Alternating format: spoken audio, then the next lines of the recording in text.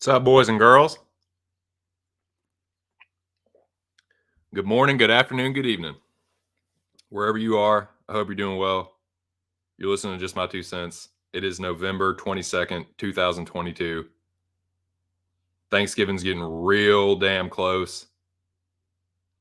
I'm excited to be doing this stream. I got a bunch of stuff to talk about. I hope you're all doing well. And yeah, man, hope y'all had a good weekend. It was a pretty damn good weekend for yours truly. I'm going to talk about all that. I'll talk about what happened at UFC Vegas 65. I'm going to preview UFC Orlando, which is, I don't think it's this weekend. I think it's weekend after this. But I'm going to talk about that fight card. Talk a little football, a little NFL, a little college football. Probably going to do that on the earlier portion of the show, like the earlier side. So here in a few minutes. But man, I hope you guys had a good weekend. The old lady is in town. My mom is in town for the week to celebrate Thanksgiving. So I'm going to try not to make this too long of a stream so I can spend some time with her. But dude, my mom was a fucking trip. So she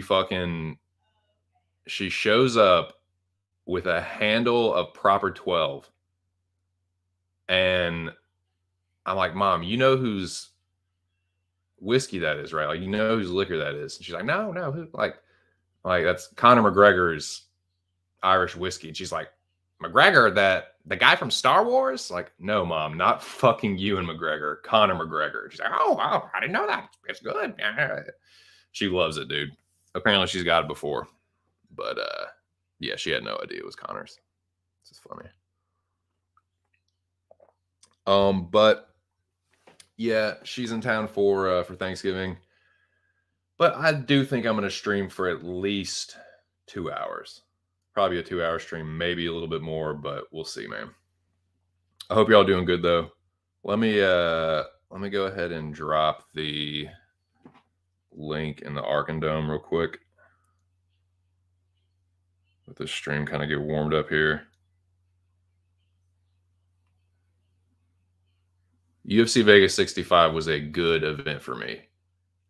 It was a good event for predictions. It was a good event for betting.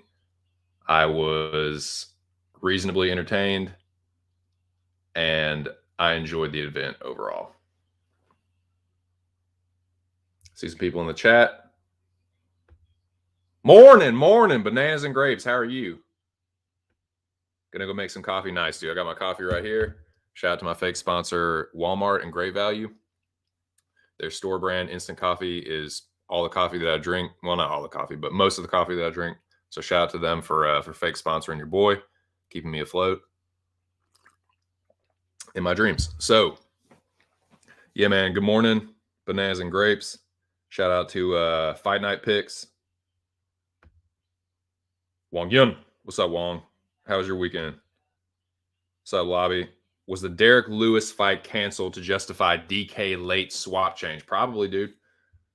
Probably. I have no idea what that means, but yeah, if that was something that happened to you, I'm sure that was the reason. Late swap seems to hurt the casuals, at least in NFL. Interesting. Yeah, I'm not too sure about that angle, but what's up, man? I hope you're good. Hope you had a good weekend. Lewis probably would have pulled out earlier, but they needed his name to sell the event. Yeah, that's interesting, man.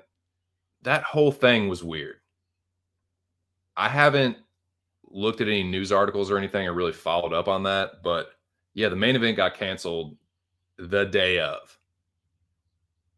I don't know exactly when it got announced, but I'm I'm trying to remember. I think it was like right before the fucking fight started. They just implemented late swap last weekend, I heard. Jesus Christ. DraftKings UFC Fantasy now allows late swap for fighters they didn't before.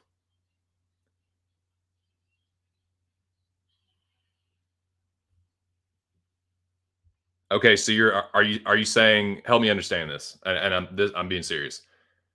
So you're saying that they implemented that like right before the Lewis fight happened, like you're saying the Lewis fight justified or like reinforced why they did that? Is that what you're saying? I'm just trying to understand, dude. I'm a little ignorant with all the DraftKings stuff and the late swap thing. So they used to lock after the first fight. Okay, so you're saying they implement. So are you suggest? I'm just asking. Are you suggesting that they knew it was going to happen?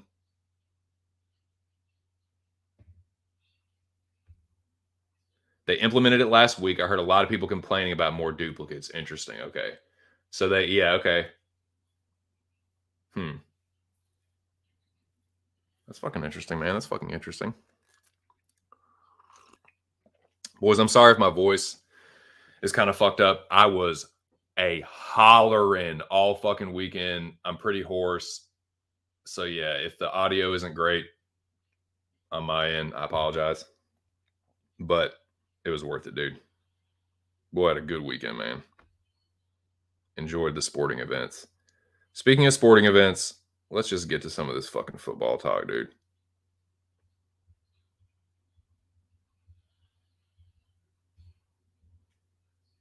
If you like what you see or hear, of course, and you feel like throwing your boy a tip, there's a fucking Cash App link.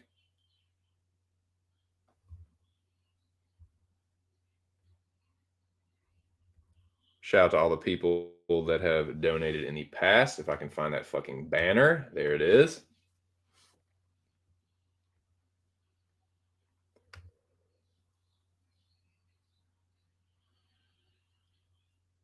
Let's see. Okay.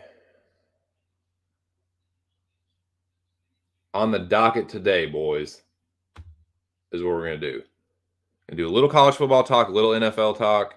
Then we're going to get to the recap, then the preview, talk a little Thanksgiving, and then TV, movies, whatever the fuck else you want to talk about. Be like a 2-3 hour stream, probably. But this first few 15 minutes, just kind of get warmed up. Dude. So the old lady's in town. My wife and my mom are out there chilling. They got the fucking binger. And so your boy gets the bubbler today. So that's fucking tight. Cheers, boys.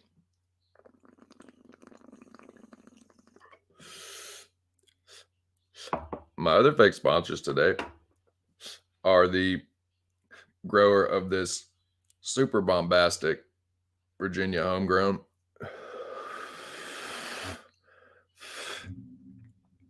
I believe it's cookies and cream. So OG homegrown cookies and cream. I shouldn't say OG, but well, unless you mean organic. Definitely organically grown. Nothing but organic soil, water, sunlight.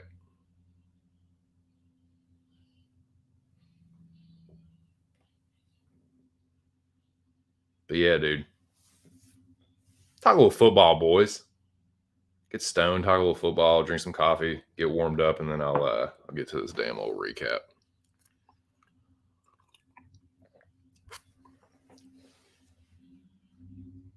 Let's get to the Saturday talk first.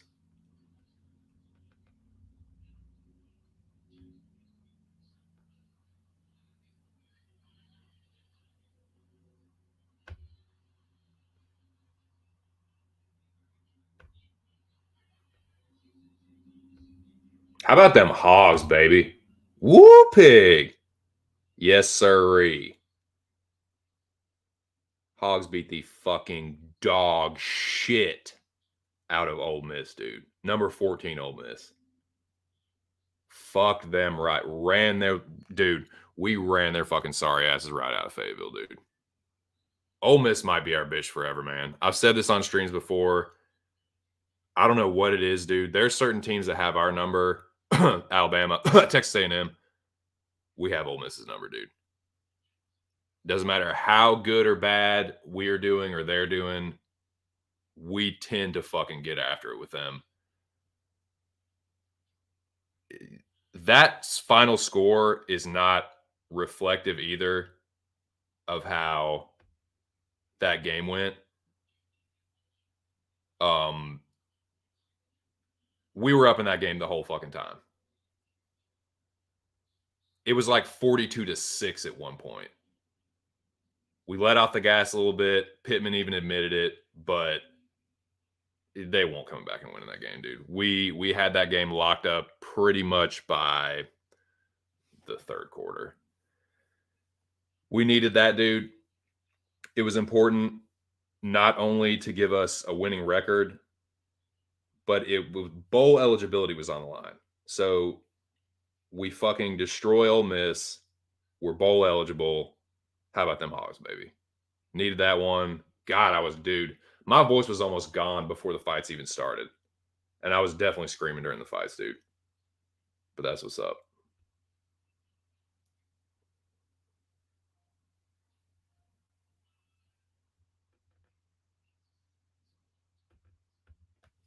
Lobby says they canceled it so they could use a late swap for a few more weeks. So strange they canceled a fight card with late swaps and their UFC sponsor. Great day in the morning. That's crazy, dude. Can you email me your address? Yeah, just yeah.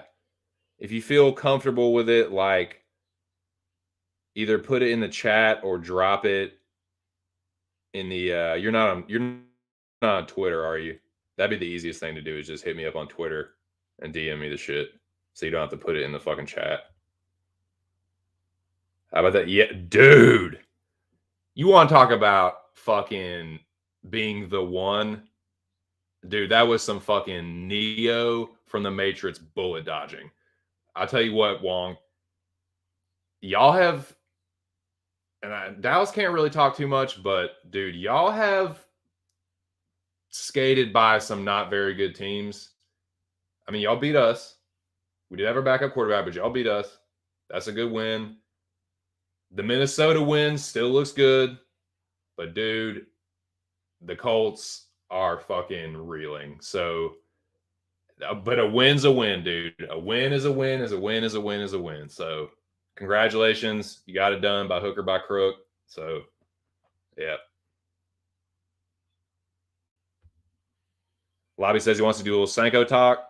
I will do Senko talk. Not right now though, because I know that I'm fucking stoned right now. I'm fucking jacked up on coffee, and if I'm not careful, I'm gonna fucking be all over the place. I kind of am already. Jalen Hurts is the real deal. I think that he has made improvements, and I'm buying that. Yeah, he's legit.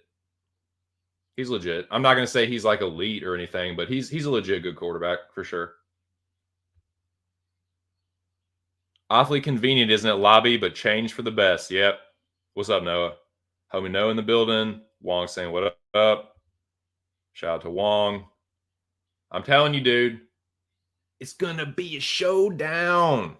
It's going to be a fucking showdown later this season.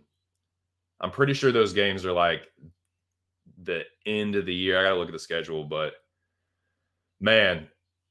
So, yeah, I mean, might as well, like, we're already talking about it. How about them Cowboys, baby? I should have put up a different fucking avatar. I should have either had Tony Pollard or Ezekiel Elliott up here. How about them fucking Cowboys, dude? I saw so many fucking Minnesota Vikings fans running their fucking yappers on Twitter this past week. It was unbelievable. I get it.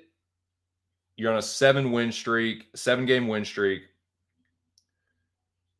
your team has not had success like this in a long time in the regular season, really since Brett Favre was there. But I don't know, man. It was very fucking satisfying to shut them the fuck up. It's not like I hate Minnesota Vikings fans or anything, but they were getting a little out of control, dude. Like someone fucking, I got into somebody like this Minnesota fan on Twitter talking about how like Cowboys aren't America's team. Get fucked with that, dude. The only arguments you can make are like the Steelers. Because I think historically it was like originally going to be this, but it's like, dude, if anybody is America's team, it's the Cowboys. And here's why. I'm not saying everyone loves the Cowboys, but there are fucking Cowboys fans everywhere. Every fucking where. That's why everyone bitches about it so much. That's why the biggest fucking fan base in the world is a pile of goddamn Cowboy haters, because there's Cowboys fans in every fucking nook and cranny of the United States and the world and the universe. So people are always like, oh, it's fucking Cowboys fans fucking everywhere, because that's what it is. And so y'all get pissed off about it. But we are fucking America's team, whether you like it or not. And the fact that you always have to fucking come back to this conversation is further proof. America's team, baby. People hate it. I love it. I love that shit. Tony Pollard had a huge fucking game, dude. Tony Pollard, the wide receiver, all of a sudden. Dude, I've been saying it all year. Ezekiel Elliott has been running his fucking ass off, dude. Big shout out to Zeke Elliott, man. Dude, he has been getting after it, dude. All kinds of fucking second efforts. What am I talking about? What's the right term? It's escaping me. Anyways, man, he's been killing it. Dak was perfect, dude. Shout out to Brett Maher, too, man. Booting a fucking 60-yarder. He made 4 field goals. And shout out to our fucking defense, man. Micah Parsons, DeMarcus Lawrence. Dude, we were all over Kirk Cousins. I think that was a career high number, like a career high sack number for him. We sacked him 7 fucking times. That is the biggest road win in Dallas Cowboys history. And that's like the 5th biggest loss for the Vikings in their franchise history. That's fucking crazy, dude. That was a fucking beatdown in Minnesota in a spotlight game while they're riding a 7-game win streak. Now, I will put one caveat on that. I still think we would have beaten them regardless of the week before, but I will give them a little bit of a pass for the low score on their part, because it just happens, man. If you have a fucking knockdown, drag out game, you normally can't go back-to-back games like that. So I'm not really that shocked that we beat them. But like, I will give them a pass for getting crushed like that, like a little bit, because it's like, okay, maybe they had a hangover from the fucking, a little bit of a letdown or a come down or whatever from the game the week before, which was a hell of a game.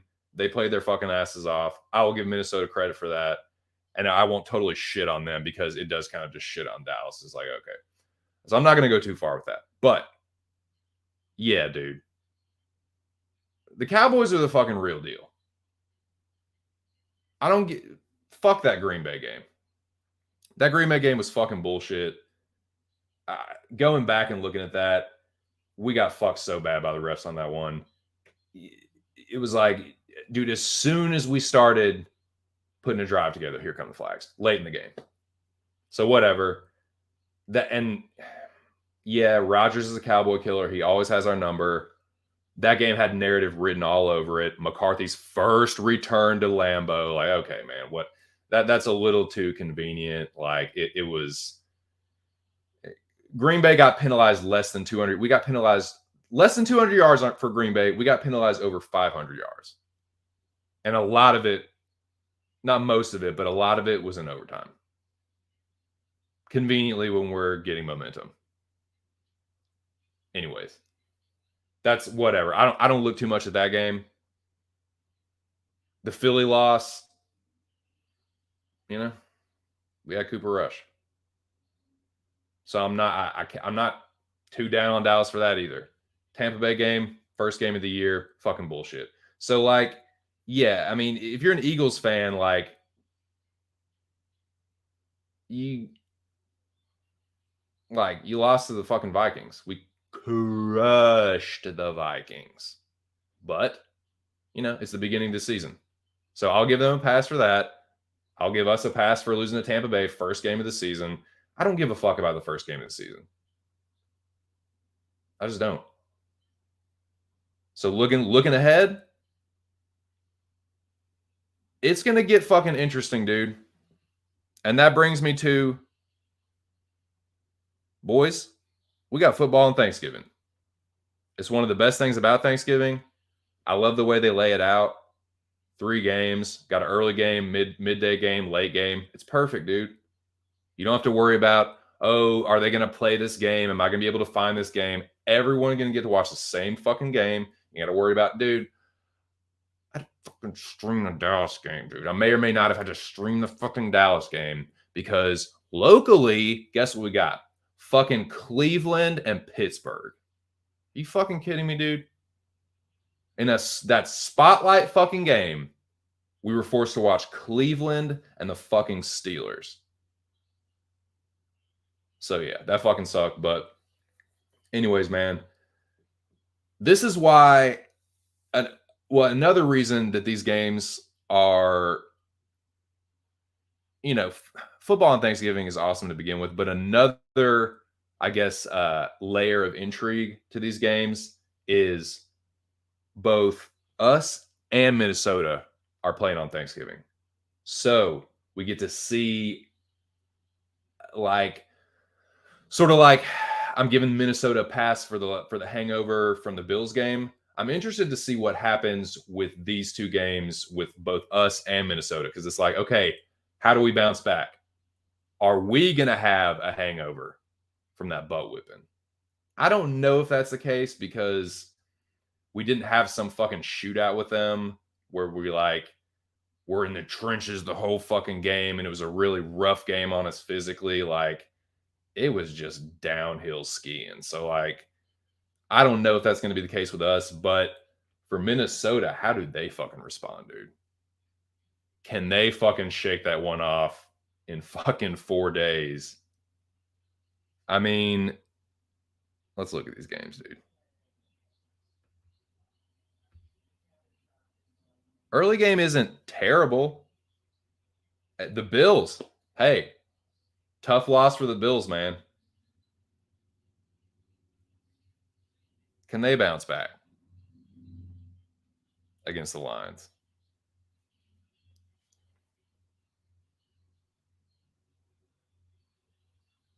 That's the early game. I think the Bills are going to win that game. I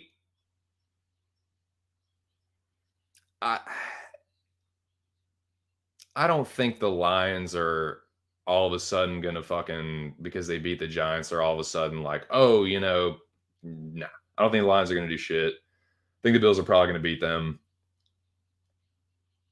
I don't know anything about betting football or NFL. It's just, I think Buffalo probably covers that 9.5, but I have no idea.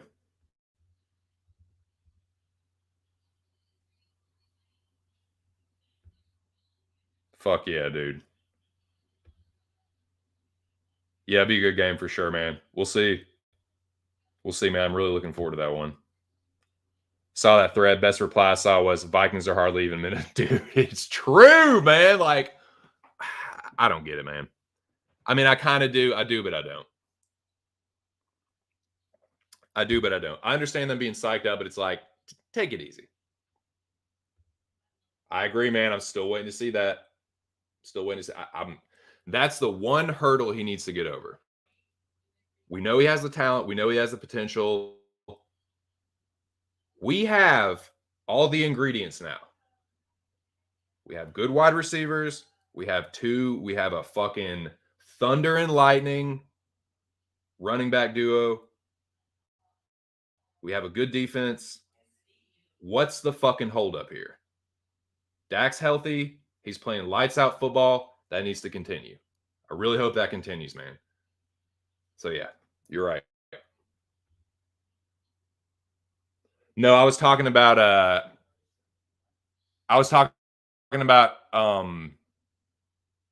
wait, you're right.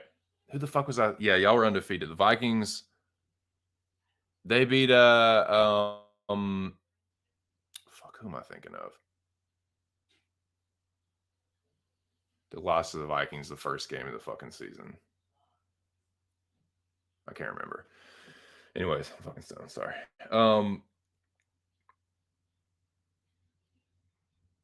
Was it the Bills? They beat the Bills. Is that what I'm thinking of? Let me look at that.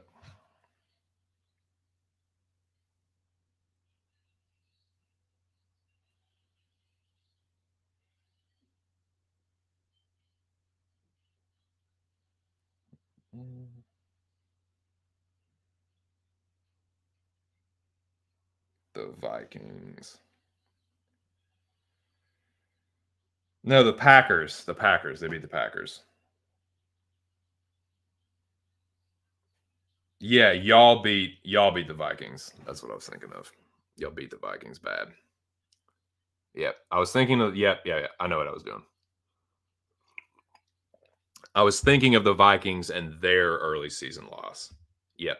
I was like, what? How the fuck did I even get there? Now I remember. Oh yeah, now I remember. Sorry about that. Anyways, back to Thanksgiving football. That's not a bad early game. The midday game is a bit of a cracker, dude. Not NFC least, NFC beast, son. Get that shit right this year. We are still the best division. Look at that. We're the second best team in the NFC East. The Giants are the third best team. We're both 7-3. This is a fucking good game. It's an important game. And again, we're coming off just a drubbing of the Vikings. The Giants just lost to the Lions. So are we going to be able to keep the momentum?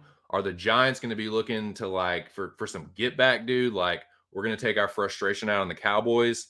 I don't know, man. This is the kind of game where we should win, but I won't be surprised if we lose it. We should win this game though. By 9, man, I don't know. Like again, it's a fucking divisional matchup.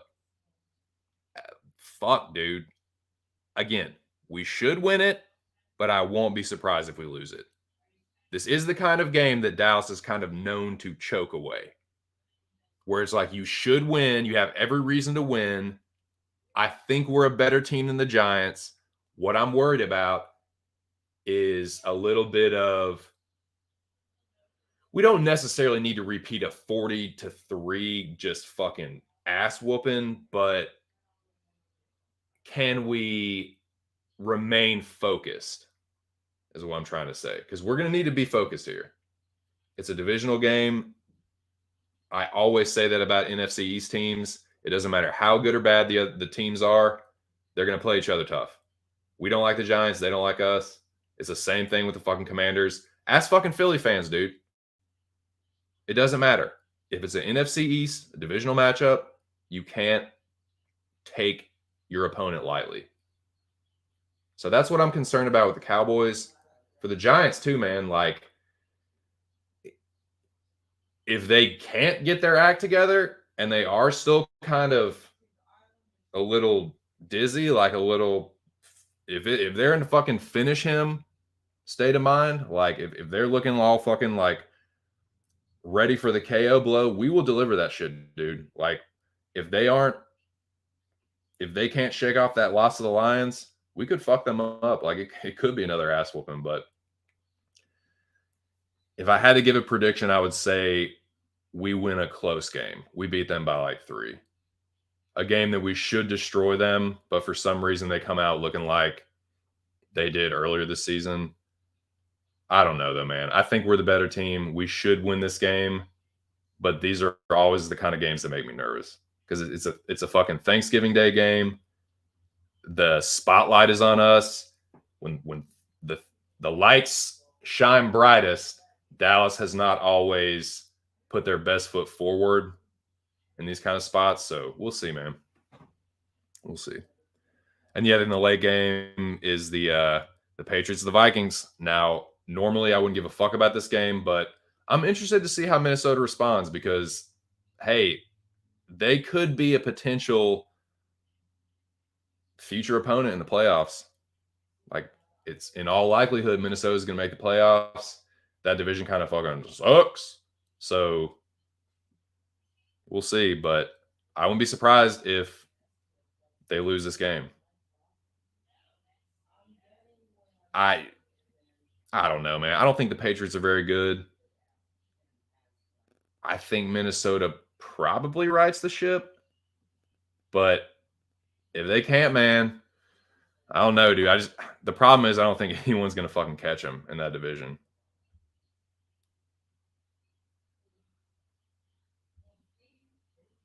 Yep. I think we beat the Giants. Feast, get drunk, watch a good NFC East matchup. Yeah, dude, for sure. Hey, I'm sure Philly fans are gonna be paying attention to that game. See who so how will that work? If they beat us, they'll have a better record. So they'll have second place outright. So whoever wins this game will have second place in the East outright. So it's a very important matchup. But you said it, dude. I'm gonna do a little drinking. I'm not a big drinker, man. I'm kind of dude. Honestly, unless I'm going out, which is not much, I'm kind of a fucking teetotaler, man. But I think I'm gonna do a little drinking. I'd have a little proper 12 and ginger ale. Boyo. I'm gonna have to have a nip of the fucking Irish whiskey. Whiskey and ginger is my drink of choice. If I'm just gonna, be sipping on a little something all day, that's what's gonna be. So yeah, those are the games. Again, early game, not bad. Not bad. I think the Bills probably win. Obviously, like that's a super important game. And even if you're a fucking just kind of casual football fan, 2 teams with winning records in the same division on Thanksgiving, you could do worse. Dallas always plays. Dallas and the Lions always play on Thanksgiving. And you got this one, like I said, I'm going to be interested to see how Minnesota responds. If they don't have their act together, the Patriots could fuck them up because they're going up to Foxborough, I'm pretty sure. So we'll see what happens with that one.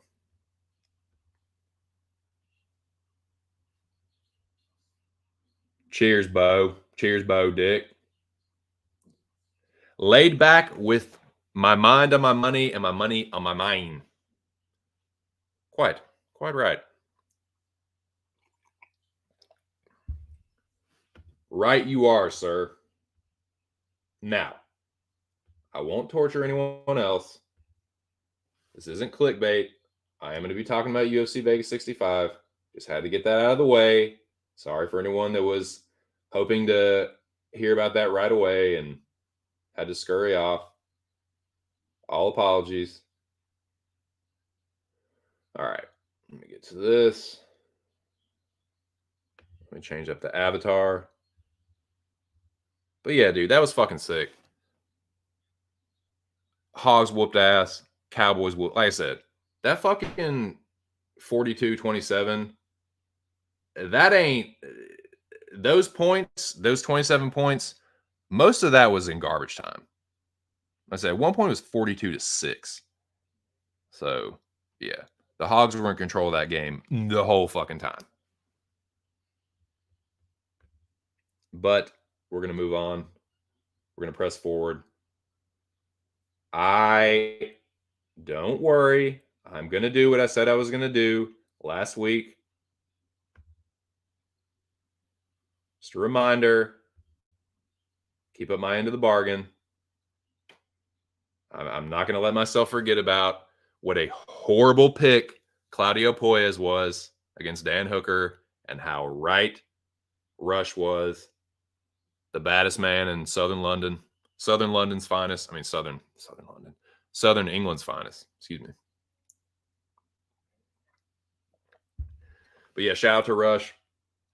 Rush, hope you had a good weekend. Hope you killed it with DK. But yeah, dude. My predictions last week were fucking atrocious. Pathetic. This week, a little bit better. A little bit better this week. But we're going to keep that up for the that will be my avatar during the recap section of this section. Recap portion of this stream. So yeah, shout out to Rush. Lost a bet last week. And that was my last stream. It was like a 6-minute stream, basically just a video, a crow eating video. But yeah, go check that out if y'all haven't seen that. 6 minutes long, literally. That's all the time I had left on my fucking free plan. But we move forward. Let me get the right banner up.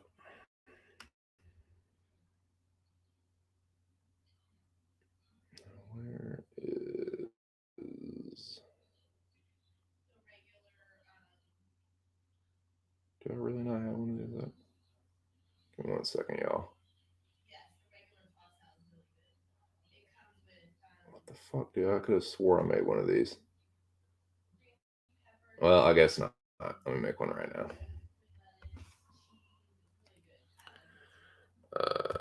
UFC Vegas 65 recap. Exclamation point, exclamation point, exclamation point. Scroll across the bottom as a ticker, yes. Add banner, yes. Show, yes. Yes. There we are. All right, here we go.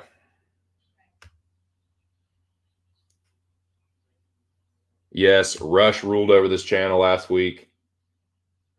And as I said I would do, keeping the avatar up if anyone's confused about that. Now, like I said, this week, so much better than the week before. I learned my lesson. I took that loss on the chin. I went back to work. As a man, I didn't let it get me down. I pushed forward. And I bounced back this week, dude. Had a pretty good week. Started off with some crow, though, dude. Started off with some crow. So shout out to the 4 people in the building. We're starting the UFC Vegas 65 recap. This first fight, like kind of a continuation from the week before, dude. Can we all just keep it real at the same time? This was KO of the night. I know there were some other good knockouts that you could nominate, but this one was the fucking show stealer, dude. And I don't know what was in the air, but a few of those fighters went in there and just decided, you know what? It's just going to be Yushiro Gary, Yushiro Uramewashi. We're just going to do some spinning back kicks. That was the overarching theme of the card, was fucking spinning back kicks and spinning hook kicks. Man, I got this one totally wrong. I thought that Bleda would be able to out-grapple her. It looked like she was about to, and then it's like, oh, no, she's not going to get this takedown. Like, fuck, dude. Bad pick. Holy shit, was this a crazy knockout, though. I'm trying to remember if I've ever seen one like that. You know what? It was kind of similar to Uriah Hall and Gegard Mousasi. where like Musasi kind of like went for a take. That's what happened. She timed this. Not only was this perfectly timed, it was perfectly placed. Like this was such an accurate spinning back kick. That fucking kick, let me tell y'all right now, even when I was in my most serious karateka training all the fucking time, I would never, and I repeat, ever throw a fucking Yushi. I've thrown Yushiro Gary in sparring, but I would never throw that in a fight. Ever. Dude, you have to throw that kick very fast if you don't want to get caught. The fact that she timed it, placed it, and it was the knockout, like it was so fucking sick. That kick is very. The spinning hook kick is a little harder, but that is not an easy kick to throw. You have to get your head around quick. You have to get your hips around quick.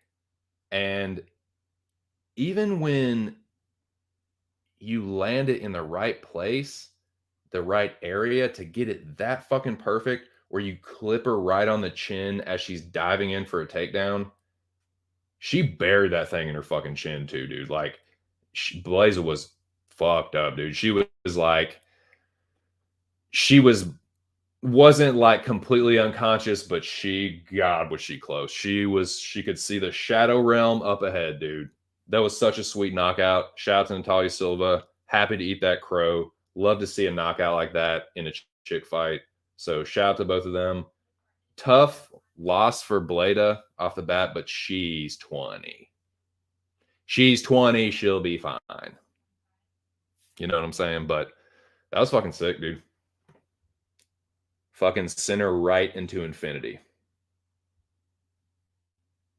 where everything repeats itself over and over again till the end of time. That's what it kind of looked like. Like she got knocked out over and over and over again forever. Morning. Yeah, RIP Dom Reyes for sure. I didn't get to recap that one too much. I didn't have time to, but good Lord, he's done. Do I feel sick to my stomach for that? I still need to eat crow for that too, actually. I'm gonna have to go back and do a little post-mortem fucking reverse engineer crow eating. For Bellator, it was Daniel James KOing Tyrell Fortune. Nasty slip uppercut, dude. I love the slip uppercut, dude. Classic. Oh, dip. Classic counter. Povetkin, Dylon White. Anyone? Slip the fucking cross to the outside. Uppercut underneath. Love that fucking move, dude. Or you slip the jab to the outside, throw the right uppercut underneath. Nasty. Nasty. I'll have to check it out. Silva's legit second straight fight of domination. Yeah, dude, she's a legit prospect for sure. That's the second time I've eaten Natalia Silva crow. I don't know what the fuck I'm thinking, dude. Watch, I'm gonna pick her next time. She can get smoked. Imagine timing a takedown. I know, dude. Like it's almost crazy. Like she picked up on the tendency to die for the takedown, but to throw that kick and land it right on her chin, like at the exact time, like that's crazy timing. That's crazy speed. It's crazy accuracy. That is, dude. I just don't. Unless you've trained throwing kicks like that, and unless you train UFC, like you can't truly appreciate how fucking difficult that is to land it like that. Like I got a decent spinning back kick. Like my regular back kick is better where I don't have to turn, but like yeah, it's decent, but like it's not an easy kick to throw, man. And to do it in a fight and to perfectly time it like that and get a knockout is insane. So shout out to Natalia Silva. That was tight. But yeah, that trend would continue. Spinning shit knockouts. Oh yeah, there would be more of that. But we press forward.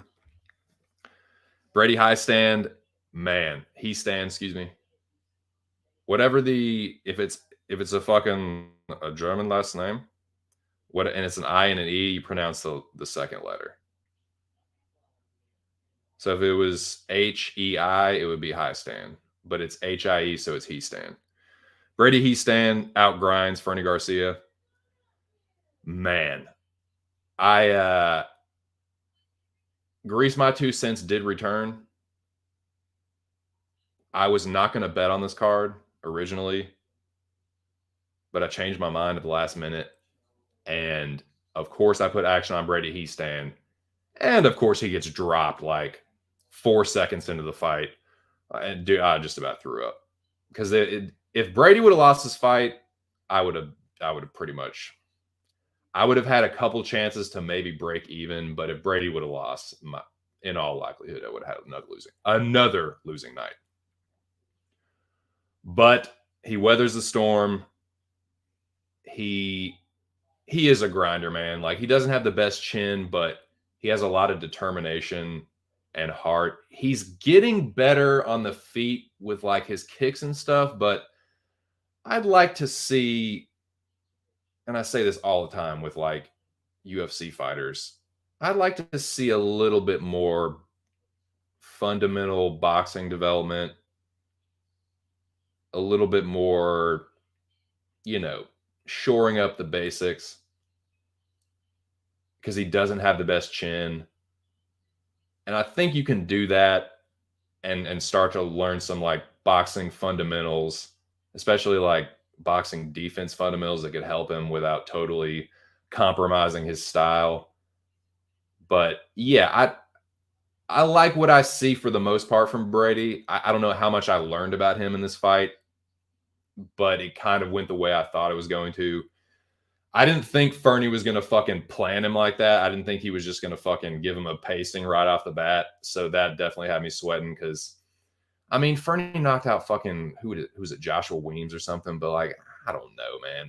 Fernie, I didn't think of him as a knockout artist by any means. So when he fucking dropped him, I was like, oh, Jesus Christ, this is going to be over like right here and now. But Brady weathers the storm. He gets it done. Thank the fuck Christ. So yeah, shout out to Brady he stand. I don't know about him in the future, man. It's just going to be matchup dependent. He might end up being a fade. I'm just going to have to see. But I figured he would get it done against Fernie. Once the fight got going, it kind of went how I thought it was going to. So, yeah, shout out to him. I'm afraid so. That's kind of what I'm thinking. Like, if he goes up against someone that has good takedown defense and can crack, I'm probably going to favor the other dude to knock him out. But like I said, Fernie is not some one-punch knockout artist, and he just about one-punched him. So it's like, ooh, yeah, keep that in mind. For sure.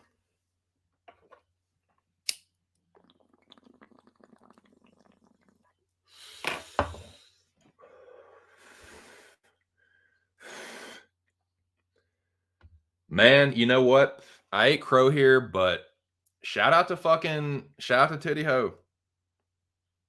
Doing big things, man. Little monster. Demo Titty Ho. Out dogging, dude. I thought if anyone was going to get dropped, it was going to be Demopolis. I mean, she did look like she was going to get knocked out a couple times, but hey, dude, she's the one that fucking face planted Maria Oliveira. She's the one that dropped Oliveira. She, just what it says right there, dude. She was more of a dog. She had more pop on her punches. She dominated when it got to the ground. It was a very clear decision for Demopolis. I had kind of thought about maybe putting a little flyer on her. I put a flyer on another female fighter, and I don't usually feel comfortable betting WMMA, but I thought about doing it here too. Didn't, regretting it a little bit, but shout out to Demopolis, man. I picked Oliveira, so I got to eat crow. There were a couple times where it was like, okay, this is why I picked Oliveira. Like, she started putting demo on the end of her punches. It looked like, especially in the third round, it looked like she backed her up to the fence, and it kind of looked like she was gonna knock her out, or she was gonna get it like a TKO against the fence. But shout out to Demopoulos, man. She's tough. She's really fucking tough and gritty.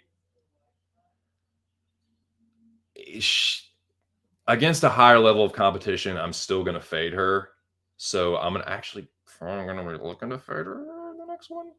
You know what I mean? Like I still kind of think I know what her ceiling is, but yeah, against a fighter like Oliveira, dude, I don't know. I just got to give her credit and eat the crow. Shout out to Titty Hope.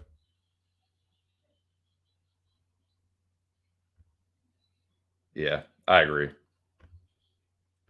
She's someone that I faded before too, unsuccessfully, where it's like I just don't think much of her. I guess it's all just you got to look at the matchup. Like, yeah, they might suck, but are they going to beat this other jobber? Those are kind of tough matchups, man, where it's like, yeah, I know you'll get crushed by like elite competition, but you're not fighting anywhere close to that. So those are the kind of the ones where it's like, eh? To tell you the truth, no, that doesn't really apply to this other one. So I'm gonna leave that fucking analogy out. That would have been a bad analogy. Okay, next fight. Next fight.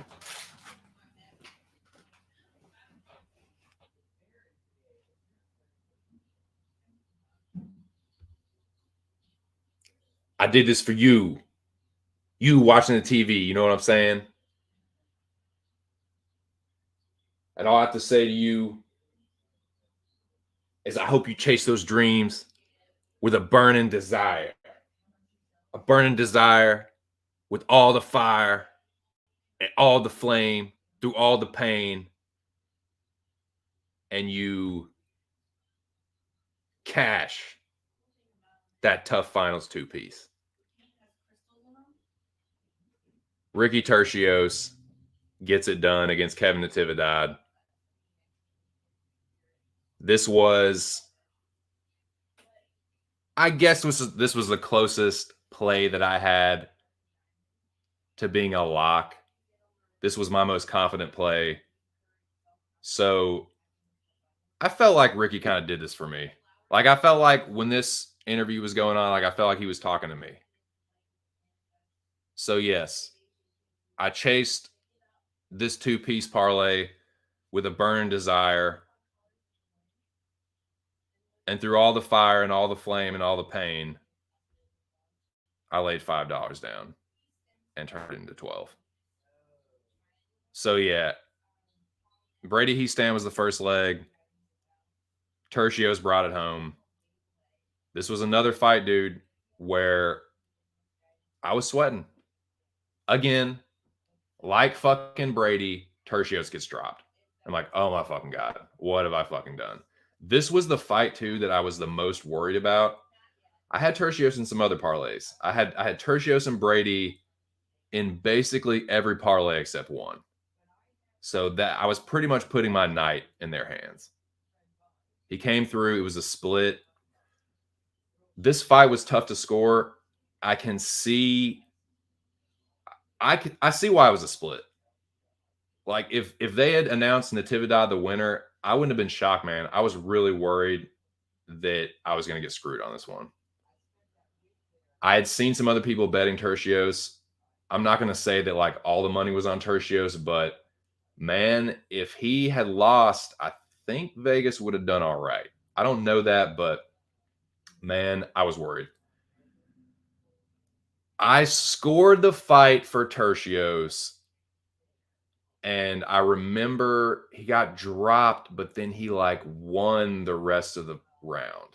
So I gave him that round. I think that was the first round. I'm trying to remember that fight. I need to fucking I'm not gonna say the third was a 10-8, and I don't think it was really close, but he definitely dominated that round enough to give him the 10-9. I thought he was gonna choke him out, dude. I thought he was gonna get that rear naked choke. Shout out to Natividad for displaying the sub defense, but yeah, man, I thought the third was very clear for Tercios. They weren't like they weren't incredibly close, like clear rounds to score. But I think that's what I think that's how I scored it 29-28, Ricky. But I wasn't when they read that it was started reading the split. I wasn't shocked at all, and I was definitely sweating, dude. But through all the fucking the burning desire and the fire and the flame and the pain, you know. They say a picture is worth 1,000 words, dude. Look at the expression on Bisping's face. That says it all right there, dude. Ricky Tertios, a man of many words. You know what I'm saying? But yeah, cash that tough finals two piece. You know what I'm saying? Plus 158. You know what I'm saying? Turn your $5 into 12. Don't unit shame me, bro. You know what I'm saying? So that was a nice little sigh of relief. So it's like I've been on this little cooler, this little losing streak, and I'm like, okay, you know, I got over this hump. I'm like, okay, at least I'm not going to lose everything. I had this like pessimistic mentality all fucking week, and that's kind of how I bet. I bet kind of scared and like, oh, I don't want to lose this. And so I spread action all around my little peanuts, you know, spread them all about. But this was where I had a quarter of the action pretty much. So to get most of it back right there, I was like, okay, I can not sweat so much for the rest of these. You like that? He did, dude. I felt like he was talking to me. He connected with me, dude. I connected with the fucking Hadouken. Tell me how UFC stats say Brady only landed 3 takedowns and Natividad said, yeah, I don't know, dude. Ricky won 14 to 15 minutes, but he kept doing, yeah. He's just too crazy, man. He's too wild. I mean, I guess that's at this point, that's just how he fights. Like, he's not a spring chicken, dude. He's not like, I think he's like 29 or something. So I think this is kind of like what we're going to get from Tertios. I don't know, man. Moving forward, I don't even fucking know. Like, if you can't beat Ayman Zahabi, I don't think you're ever really going to be anything in the bantamweight division, dude. It's such a deep division. But if they keep moving him along slow and just giving him these like Kevin Natividad type fights, I'll probably pick Ricky. But if they just jump him up in competition, especially someone with good sub defense, good grappling, good wrestling, nah, dude, nah. With a good gas tank, nah. And we saw it. Sahabi, good grappler, good, you know, pretty good cardio. So yeah. But that was tight, dude. Cashed that first bet. Got most of my grip back, so that felt good. Tell you what else felt good. Whoo! I was sweating this one too, boys. Good Lord. Miles Johns outgrits Vince Morales. Had it 29-28 Johns. I was really worried that blood was going to sway the judges because he started bleeding from his nose and his mouth at like the beginning of the second round. I think he won the fight, but I was worried that was going to kind of, you know, make the difference. But shout out to Miles Johns, dude. He took the fight on short notice. I thought he landed the heavier shots. I don't know, man. It was a pretty close fight, but I felt good about picking him. And outside of that bleeding out of the mouth, like I don't know. I felt like he was Vince Morales does kind of mark up, but I was worried that was going to make the difference, but thankfully it didn't. Now, I put Johns in a couple parlays too, and I was sweating Hiestand, Tertios, and Johns so fucking bad, man. But it came through. And when that hit, I kind of had a feeling right then and there. I'm like, okay, I think this losing streak, well, officially the losing streak was over there. Because I hit this, That's all my money back and almost another $5 right there. So the losing streak was broken when Johns was announced the winner. So shout out to Miles Johns. And hey, dude, this was another kind of storyline. The big story behind this one was Krause getting pulled and suspended from coaching Miles Johns. As y'all know, John switched from Fortis to Glory for this camp or for this fight. So Krause coaches in the whole camp, and then he gets yanked because of this investigation. Is he suspended from what's he? I didn't read the article in its entirety, so I don't know what he's actually suspended from. If he's suspended from coaching all fighters, if he's suspended from coaching, period. I don't know what is going to happen or what did happen, but I know this much. He wasn't able to coach Miles Johns. This thing with Krause is crazy, dude. I don't see how you cannot come to the conclusion that it's fight fixing.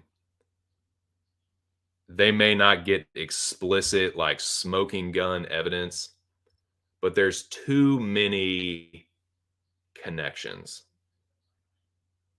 You would just have to suspend a lot of disbelief, right? That Krause has been bragging about making all this money on fights, coaching a lot of these fighters that are actually fighting, has a Discord where he talks about the gambling, he talks about all this shit, and then have that thing happen with Minner. That's just too much, man. You're just going to be pissing on my leg telling me it's not fight fixing. Because I shout out to MMA Junkie. They did like a panel discussion with like Mike Bond, the two founders. I can't remember their names. And then another dude. But, Bond was saying, I want to be real careful how we talk about this. I don't want to go so far as to say it's fight fixing, but it's like, okay, how is it not?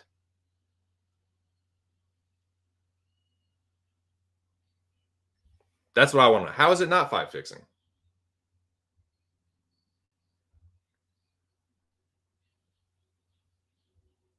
Yep. Getting grilled, dude, under that lamp. Dude, he's bragging about how much money he makes betting.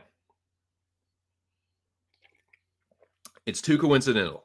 With the UFC putting out the thing about fighters not being able to bet on fights, them pushing all this gambling shit, DraftKings, FanDuel, like you got all these, you have John Anik behind a desk on a DraftKings commercial.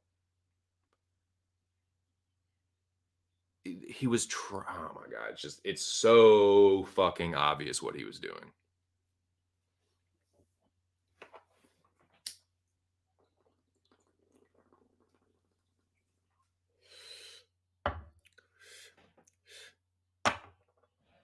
You bet your ass he was going to clean up if that shit hadn't got leaked. I'm not saying Krause is the one that leaked it,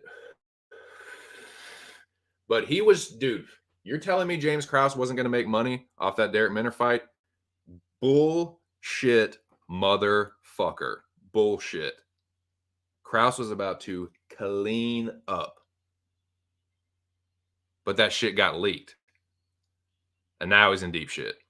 But, dude, I'm not saying he's the one that leaked it, but you really going to try and tell me that he wasn't planning on making money off that, knowing that Derek Minner was injured? I can almost guarantee you, if not James Krause himself, someone that James Krause knows was going to place a motherfucking hefty bet on Shylon Nerdembeke. You cannot tell me that wasn't going to happen. You can tell me it, but I'm not going to fucking believe you. There's no way. There's no way James Krause didn't either make money or wasn't about to make money on Shylon. I don't think he's the one that leaked it. And that's because that's how this whole thing blew up. But I guarantee you that motherfucker was going to make a couple few stacks off Shylon. I fucking promise you. This shit's crazy, man.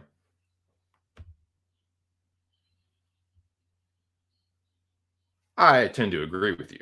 I tend to agree with you, sir. But man, that was just too greasy. Minner throwing that kick, like he would that. Yeah, you know you're fucked up. Going there hurt your like. It's too greasy, man. Anyway, but yeah, that was the big story behind that one. But the big story for me was your boy broke the losing streak. Yippee skippy! I'm no longer a loser. Your boy's a winner. It felt good. Didn't win a whole lot. Better than losing though. Now, I would like to say that I ate more crow, but I didn't. I kept winning. Oh, but it continues. Jennifer fucking Maya, dude. She was so fucking disrespected with that line. I don't know what this whole, you know what it is? I just figured it out. I just figured it out right here and now. I just figured out what it is. Fucking Maria Agapova. Dude, people love that fucking blood drinking, Nosferatu, demon worshiping fucking. They love that bitch. That's what it was. People are like, oh, dude, look what she did to Agapova. That that has to be what it is. Because before that, before this 3-fight win streak, who has what? Sabina Mazo, fucking Bueno Silva. Come on, man. Those fighters are not on the level of Jennifer Maia. I'm not saying Jennifer Maia is elite.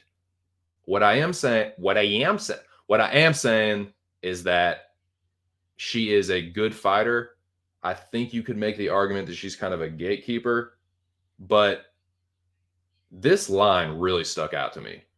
Again, I'm a casual noob gambler. I'm giving you my perspective from someone who is just starting at this. I'm just giving you my thought process. Being a predictor actually helped me in this one because even if I hadn't bet, I would absolutely have picked Jennifer Maia. And she's the underdog. Are you fucking kidding me? No, I'm gonna try and throw a little something at this. I did. So yeah, cash that Maya ticket. Boom, dude. That shit felt good. It was pretty much exactly what I thought was gonna happen. She boxed her up, man. Everyone was like, dude, Marina Moroz, dude, she was a fucking like, she was the captain of the Ukrainian boxing team. Oh, dude, like Usyk and Loma. Jennifer Maia is a fucking pro boxer with a winning record. She got amateur and pro experience. Tuned her up. It showed. She had the distance control down. Moreau started to pick up on it in the second and third round, but she was landing the cleaner punches. Moreau's could knock it out of the way of that right hand. Jennifer Maia put her combos together better. She just fucking tuned her up, man, with boxing. It was just a boxing match. And she's a better boxer. I was all over that shit. Wish I'd have put more on her. Shout out to Jennifer Maia. And I'll tell you what, dude. Tell you what. Jennifer Maia didn't look too bad all cleaned up, dude. All gussied up. She's not too bad, dude. A pretty fucking good body, you know what I'm saying? Which I feel. So shout out to Jennifer Maia, man. Low key cutie pie. I like to see that done with boys. All right. But yeah, that shit was tight, dude. Oh, God, yeah. Yeah, fuck that shit. Dude, just cha-ching, cha-ching, cha-ching, making deposits, dude. Banking that right hand. I love that fucking step in right hand, dude. She would time it perfectly when she would see Moreau's stop moving. She would just crow hop and boom, dude, just land that 1-2. It was money in the bank, man. I loved it. She was tight. Okay, let's get to the controversy.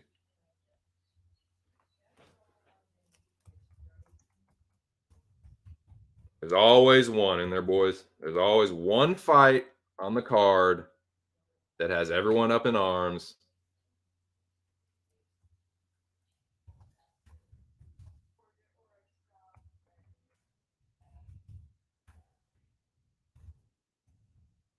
You know what? I gotta piss.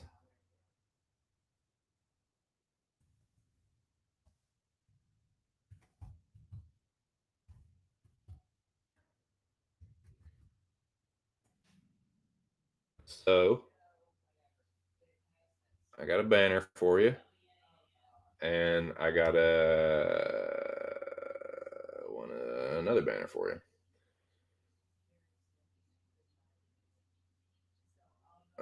If I can fucking find it. Okay, edit, save, scroll across the ticket. Yes, save and show. I'll be right back. I'm gonna hit the head, and then we're gonna talk about this controversy. There's always one. All right, this music on, and I'll BRB, dude. I'll straight up BRB.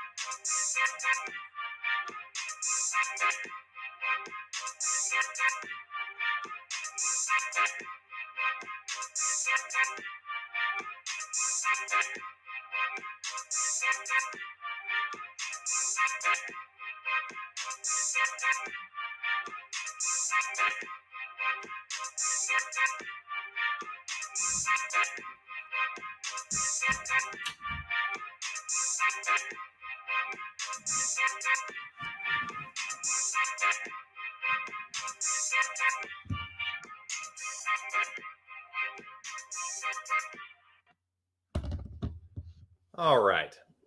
Shout out to the two people still hanging tough. Appreciate you guys. Good to see y'all in the building as always. You know what, dude? Let me take this time to just fucking commiserate with you boys here. Just fucking have a casual toke.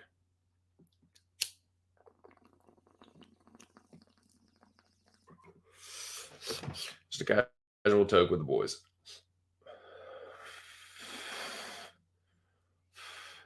It's a fine Tuesday. There ain't a cloud in the sky, but I'll tell you what, it's a little fucking chilly. It's a little frigid out there, a little brisk. So, yeah. Well, let's talk about it. Let's fucking talk about it, dude. Enough stalling, enough beating around the bush, enough pussyfooting around it. Let's just get right to the meat and potatoes of this motherfucker.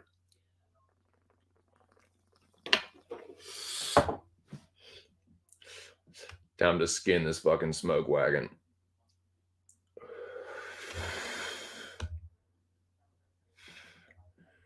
All right. That's what happened. Now, sorry, I need to. Where the fuck is that goddamn? Oh my god, dude. Where the fuck is this? There we go.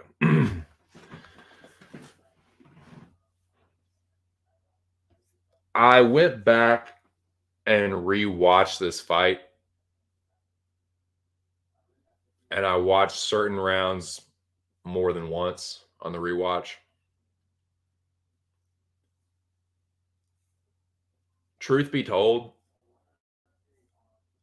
watching it live Saturday evening, I won't pay attention to it. I was still just kind of floating from breaking my losing streak, and I was talking to the old lady, and I won't pay attention. I was just kind of I remember seeing all the fouls and being like, Jesus Christ. Tell you what I was thinking and what I'm still thinking now. I am so fucking glad I did not bet this fight. This was one of the first fights when I decided that I was going to bet this card. This was one of the first fights that I fucking passed on. And I'm going to say this more than once. This is why I don't think that betting ZZ Top was a good decision for anybody. If you look at all his fights, look at what happens. Even before the UFC, all these fucking split, dude. I think that he lost controversial split decisions before he even got to the fucking UFC, dude.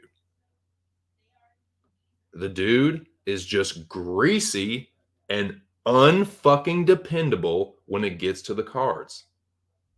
Whether you think he won or lost, the dude does not dominate fights. He fights very fucking close fights, and he just loses a lot of them. So that's why I was just like, when I saw that and against a fucking goof like Johnson, I was like, dude, there ain't no way. Even my fucking noob casual dumbass was like, nah, dude, I think that might be a trap right there. And I step in a lot of traps, and so I did not step in this trap. You know, even my dumb brain was like, I just saw this. I just saw this a couple weeks ago as a trap. Nah, dude, there won't no way. Even when I decided I was going to bet, this was one of the first ones that I was just like, let me step right around this one. Big old pass. But let's talk about the fight itself. The first round, I just barely edged it to Zalgas. These were tough rounds to score, dude.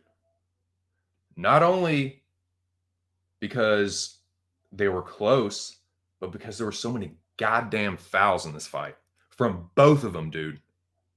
Both of them.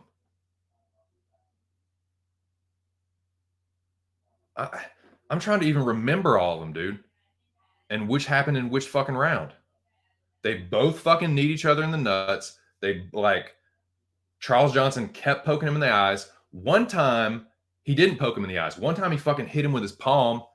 Zalgas was acting like it's not like he was faking it, but dude's like, no, you just got palm strike. Palm strike. Dude, you got boss root and palm struck. So that shouldn't have been stopped. It was for quite a bit of time because they had to fucking call the translator up. So that shouldn't have been stopped. And then he really got fucking poked in the eye the second round and no stoppage. So it should have been the complete opposite. The first one shouldn't have got stopped, and he really got poked. Nothing. So it's like, God damn, this is going to be one of those fights. They even said that verbatim on the fucking commentary. This is going to be one of those. Like, no shit. Fucking. So that happened. Fucking. They both needed. Charles Johnson kicked him twice in the nuts. The first one, it definitely wasn't intentional. He was trying to. That's why I just hate that kick, dude. The inside upper leg kick, dude. Even if you land it, you are just asking for a fucking penalty. Even like that's what I'm saying. If it doesn't land clean, it's just gonna bounce right off his thigh, and the momentum is gonna carry it up into his fucking cup, dude. That's just a like shot selection for sure. Think about shot selection. It's just I don't know, man. And then Zalgas just clear as day knees him in the dads in the second round. So the fight kept getting stopped. So if you're scoring the fight or scoring the round and trying to be like, okay, who's gathering momentum in this round? Forget about that, dude, because it's fucking getting stopped every fucking 20, 30 seconds.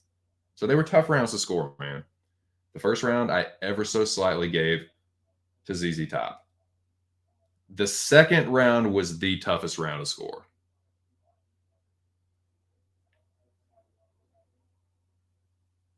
if you're, this is why it's tough to score it based off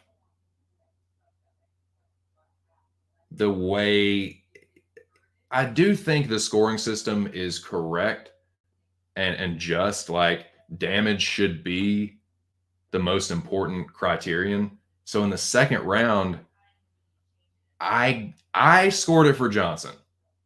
I can see how people scored it for ZZ Top. I just like it was if you're giving it to ZZ Top, it's for that ankle pick, and he didn't really do anything with it. That's not a knockdown, dude. That should not be counted as a knockdown because what he did was he ankle picked and threw an overhand at the same time. And it's like, okay, if the overhand doesn't land, it's perfect. I can just use it to help me with this fucking ankle pick takedown. But if you want to count that as a takedown, fine. He didn't do shit with it. Johnson popped right back up. But that should not be counted as a knockdown. And I don't know, like that was the most, that was, if you want to say that was his biggest moment of the round, I would tend to agree with you, man. That was, he didn't really do a whole hell of a lot outside of that, but leg kicks. I thought Charles Johnson landed the heavier shots in that round. I thought he landed to the body really fucking heavy, and he landed a head kick. And I ever so slightly gave the second to him. If you want to give it to ZZ Top, I don't think that's crazy. Like, he did land a lot of volume. He did get that ankle pick takedown. He didn't do a whole lot with it, but he might have landed a strike when Johnson was on the way back up. But it just wasn't. I don't know, man. You kind of splitting hairs there, Donnie. Again, tough round to score. I'm not going to fucking die on that hill. If you say that ZZ Top won that round, fair enough. Fair play. I scored it for Johnson, though. And I think that's probably what the two judges that scored it for Johnson saw too. When Johnson did start to land, especially up top, it was just more impactful. A lot of ZZ Top's punches got blocked. And Johnson is a goofy fuck, and he just has weird, like, body language and posture. And sometimes it looks like he's, like, kind of wobbly, but he's just kind of goofy, dude. I don't know, man. And, like, he will get, like, hit and kind of roll and bounce off the fence. And, like, I don't know, man. It was a close fight, tough fight to score, very tough fight to score. So if you want to say that ZZ Top won it, fine. I don't know about this robbery talk. The people that are on Twitter, on the timeline, crying about robbery, I don't know, man. I think that's kind of arguing in bad faith. And I'm not saying, because I'm Mr. It doesn't have to be one-sided to be a robbery. I just think that like a draw should have been really appropriate. The second round was so fucking razor thin. How can you make a strong argument that either fighter really won that round? The third round, okay, let me explain to you how I scored the third round. I scored the third round for Johnson, and here's why. And this is where you can split hairs again with this damage thing. Yes, the leg kick to the inside of Johnson's leg, the lower part of Johnson's leg, mind you, fucked up his peroneal nerve. His leg was fucked up. It was bothering him for the rest of the round. But here's why I scored it for Johnson. That didn't stop Charles Johnson at all. In fact, he kind of started to march forward and beat his ass. Like, he was closer to knocking out ZZ Top in the third round than he was for the whole rest of the fight. It was Charles Johnson's most dominant round. Now, yes, he's stomping his leg. It's obviously bothering him, but it's not keeping him from marching ZZ Top. And I don't know if Zalgas thought he had banked those first two. I don't know what his corner told him, but it's like, dude, what are you like? I think he was just hurt. I think Johnson started kind of giving him a pasting, dude. He was kind of, like I said, he's stomping his leg and shit, but he's just marching forward and tagging him. And like I said, he landed the most significant strikes in that round. And it wasn't just one or two. because that leg kick was all Zalgas really did in the third round. So I scored the third round for Johnson. That was the easiest round to score to me. And I know people are like, well, how can you say that when he's like, he's literally so hurt with his leg? And it's like, I don't know what to tell you, dude. He fucking bit down on his mouthpiece and kicked the other dude's ass in that round. Because Zalgas landed that kick and then he just backed up and got punched for the rest of it. So I don't know, man. I'm not going to die on this hill, but I'm just trying to give you my reasoning. I scored it for Johnson. It was very close. If you want to say Zalgas won 29-28, fine. I just don't see how anyone can be like disgusted. I don't understand why people bet on that fight to begin with. Again, maybe it's just my ignorance. Maybe it's me just being a noob, dude. But that fight was so clearly a fucking pass for me. I didn't even have to think for a sec. I saw the fighters and was just, nope. Oh, actually, we were just a little more. No. Thank you, no. Let me see what you guys are saying.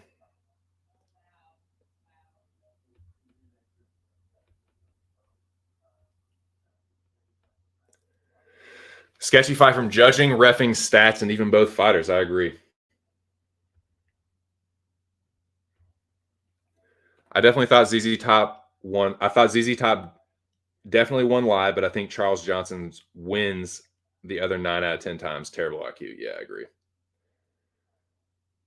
It was a tough fight to call.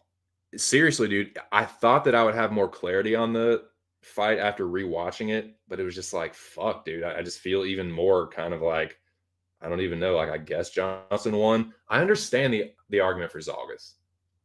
If you think the second round was close and that takedown edged it, fine. That's reasonable. But the third round, like, yeah, if you want to say, like, okay, well, that one strike hurt him, but it didn't keep him from having his most dominant round of the fight. You know what I mean? I don't know, man. He is. He's undersized. He's an atom weight. He's like a soft atom weight. I don't mean soft like he's fat, but he's not really like shredded or anything. He's kind of just an atom weight that doesn't have to cut at all. I don't know what to tell you, man. Like, the dude always fights for these razor thin, sketchy decisions. I don't know. It's easy fight to pass on for me. But again, I'm ignorant. Could have gone either way. Yeah, I totally.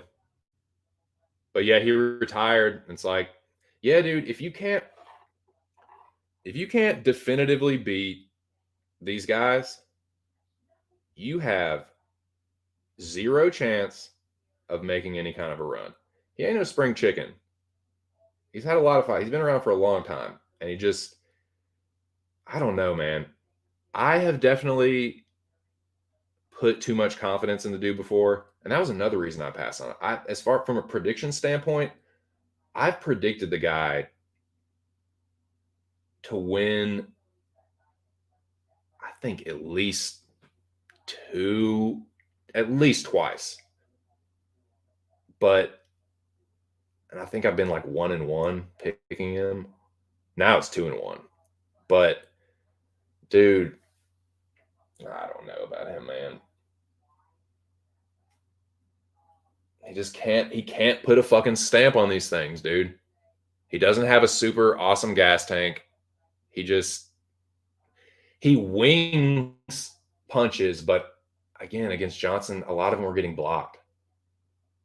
Or they would land and just not do much, and Johnson would just reset and just get right back to work. So, anyways, let's move on.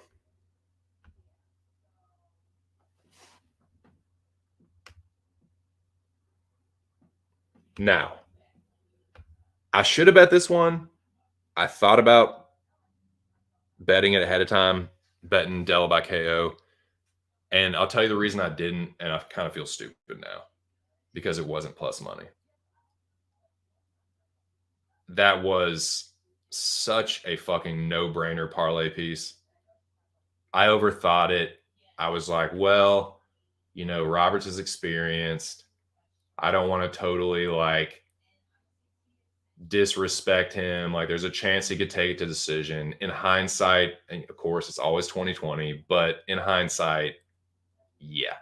Now, on Tapology, I did have Della first round KO. That was my only perfect on the card from a prediction perspective. But yeah, it was pretty much exactly what I thought was going to happen. I should have probably parlayed that. That would have been, I did cash a four legger. I could have easily put that in there, and I don't know why. I got scared off of it for some reason. I like Danny Roberts as a fighter. He seems like a cool, genuine dude. Had a rough upbringing, and yeah, he just seems like a genuine person. Kind of wears his heart on his sleeve. But yeah, like that's why I picked the knockout. It's like he doesn't have the best chin, and Della fucking cracks.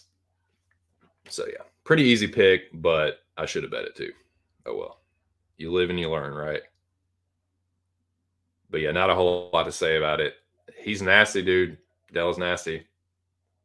The way he fucking slipped that hook and came back with a hook of his own. His uppercuts are insane. That fucking uppercut that dropped Danny, it wasn't when he got knocked out. That uppercut that dropped him the first time, oh my God. I'm surprised that didn't fucking spark him unconscious, but that thing was fucking vicious. And the impact too in the apex is crazy, man. But yeah, Della got hands. I was trying to see for future matchups if I can see any chinks in his armor or anything to kind of get an edge on. He's pretty defensively responsible. A lot of fighters do this. When he unloads his combos, he doesn't bring his hands back to his face always, but I think that it's just because he knew that like he had Roberts where he wanted him. Against a higher level fighter, a good counter striker, a counter striker that likes to stay in the pocket to counter, that may be something you want to look at as the competition gets higher and higher. But I mean, his combination of power and accuracy and timing is going to fuck a lot of dudes up. If you don't have a good chin and you don't move your head or a combination, Jack Dell is going to fuck you up. You don't have good takedowns. Like, I don't know, man. Like, he is a legit prospect, but I'd like to see him. I mean, I know he's only this is his third fight outside of Contender Series. Yeah, I'd like to see him against. Wait, is it? It's third or fourth. I can't remember. I think it was his third fight. But yeah, he looks like the goods.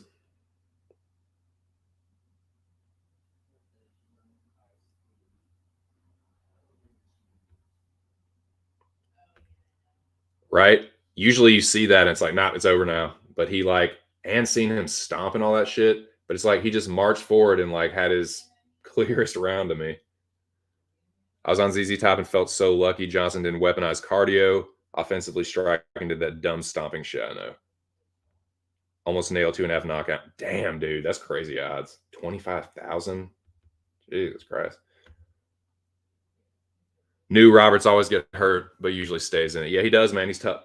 He's tough. He has a lot of heart, dude. Danny Roberts has a ton of heart, and he fights fire with fire.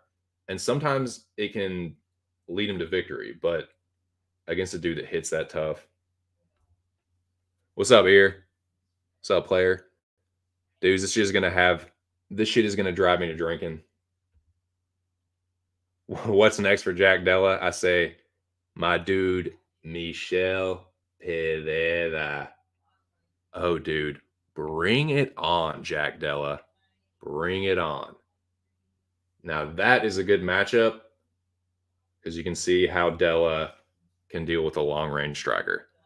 Michelle has good timing and he has good boxing, but he also has good kicks. So that'll be another test for Della.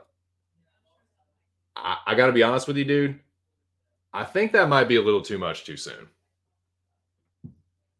I'm just saying, Pereira is not old. He's like 28 or 29, and he's seasoned. He's fought a higher level of competition. I don't know, dude. I think that's a little.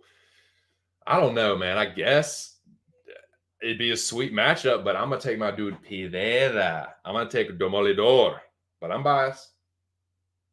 You know Pereira's my dude. If you know anything about this channel, y'all know Demolidor is my fucking dude.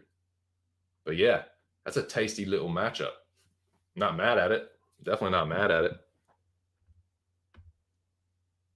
Oh yeah, definitely. For sure. For sure. Yeah, me too. Nico Price.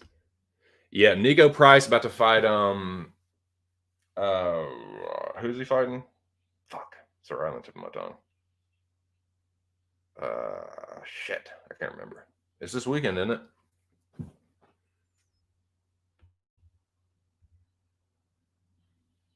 But yeah, man, let me get through the rest of this recap real quick. We're almost there. Dude, I feel good about this one too, man. This was a bet. This one kind of just came to me at the window. I considered doing it. I had another bet in mind for this fight, and it would have cashed. I was gonna parlay this inside the distance with the Della Danny Roberts fight, and it would have hit too. But I decided to just go with Muslim. This fight was so fucking sick, dude. And I actually have another avatar for this one. Boom. Yushiro Uramawashigiri.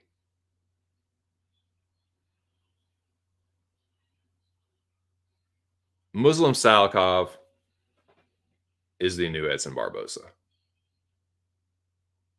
He has some of the fucking nastiest spinning back kicks I've ever fucking seen. It's so fucking fast for a 38. This dude's my age. And he is, dude, they are lightning fast kicks. That's how you have to throw those. You leave yourself so fucking exposed throwing a spinning back kick if you don't do it with fucking speed and accuracy. Again, like I was saying with Natalia Silva, it requires incredible dexterity, incredible speed, and you have to be fucking accurate. You can be fast as shit, but if you're not on the mark, it ain't gonna matter. And you're so vulnerable to getting taken down. So I don't know, man. It was nasty because he doesn't only throw Yushiro Uramawashi, which is what this is. That just means spinning back kick in Japanese. But his Yushiro Gary is nasty too. That's just a spinning back kick, not a spinning back roundhouse kick. Sorry, that's Yushiro Uramawashi is spinning back roundhouse kick, basically, which is what that is. Now, just a straight spinning back kick, that's a thrust kick. That's Yushiro Gary. His Yushiro Gary is nasty too, dude. Now, he actually folded Salikov up with that, his Yushiro Gary. He fucking threw it right. Oh, dude. I love that fucking kick. Right in the fucking solar plexus, folded him up against the fence. I thought it was going to be over right there. Credit to Fialyu for surviving that because he was so close to him when he threw that. Like, he buried his fucking heel in his stomach, dude. I'm surprised he was able to, like, get back to his feet. But yeah, he stood up and, man, when he landed this one, it just rebooted him. It reminded me a lot of Fiziev, Riddell, where it's just like it shut things down and just restarted him. He kind of just was dazed, like, what? What happened? I just wait. Can I get a timeout? Nasty. So yeah, he hit him with that, and then it was just another two a couple of pair of hooks, and then I think it was who was the ref in this one? Tagnani, Tyone, Tagnon. I don't know, man. I can't remember, but he had seen enough. Maybe Peterson. Um, but great performance from Salikov, man. This was kind of a tough fight to pick, dude. I didn't really settle on Salikov until later in the week. A lot of people were down on him because of his age. And I'm not going to lie and say that I've never faded Salikov because of that in the past. That's why I picked Li Jingliang to fight before. But the reason I went up with him here is like I knew that Fialho was chinny, and I didn't pick him just because of that though. But I figured Salikov would have the grappling advantage. I think he did get him down in the first round. So I was like, okay, I know this fight's going to be tough. It's basically pick 'em odds.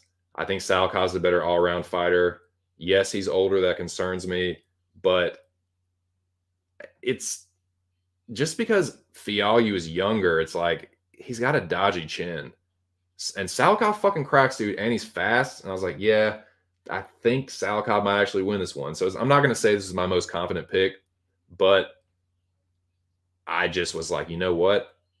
If I fucking stick this dude with one more fighter I'm confident about, I think that might be a nice little hit. And the other reason I did it was because, okay, I have all this action on the prelims. If for some reason one of these dudes shits the bed, and it almost happened in these splits, if one of these dudes shits the bed, I can still maybe get something out of this one. So that was kind of my mentality. Like, okay, I'll put Salikov with the fighter I'm most confident about on the main card, and it ended up working out. You see that little money back thing. So I'm gonna start doing that in the recaps. The ones that I bet, I'll put that up there if they hit. If I had money on it. But yeah, that shit was sweet, dude. It was a fucking sweet fight. Definitely, dude. Definitely. Like, it's not one you can think about. You cannot like. You can think about when you're gonna throw it, but when you're throwing it, nah, you can't, dude. You have to learn that kick slowly and practice it and practice it and practice it and practice it. Like I can throw that a spinning back kick. I can throw that at full speed and power and land it pretty accurately. The spinning hook kick, I can throw it about half speed and power and land it pretty accurately, but full speed and power and accuracy, dude, that's tough. In a fight, in a UFC fight, where the dude can fucking take you down, like I said, dude, I threw spinning back kick. Yushiro Gary, I threw that plenty in sparring. And I think I even threw in testing a few times. But dude, a belt test and a UFC fight, dude. And spinning back kick is, or even just back kick, straight right from your stance or side kick, that is way less risky than a spinning fucking roundhouse kick to the head. All the dude has to do is duck and just fucking, you basically just put yourself in a high crotch. Like, so yeah, that's wild, man. So impressive. And being a fucking little karate dweeb like me, I love seeing that shit. I mean, he uses Sana, but it's the same technique, man.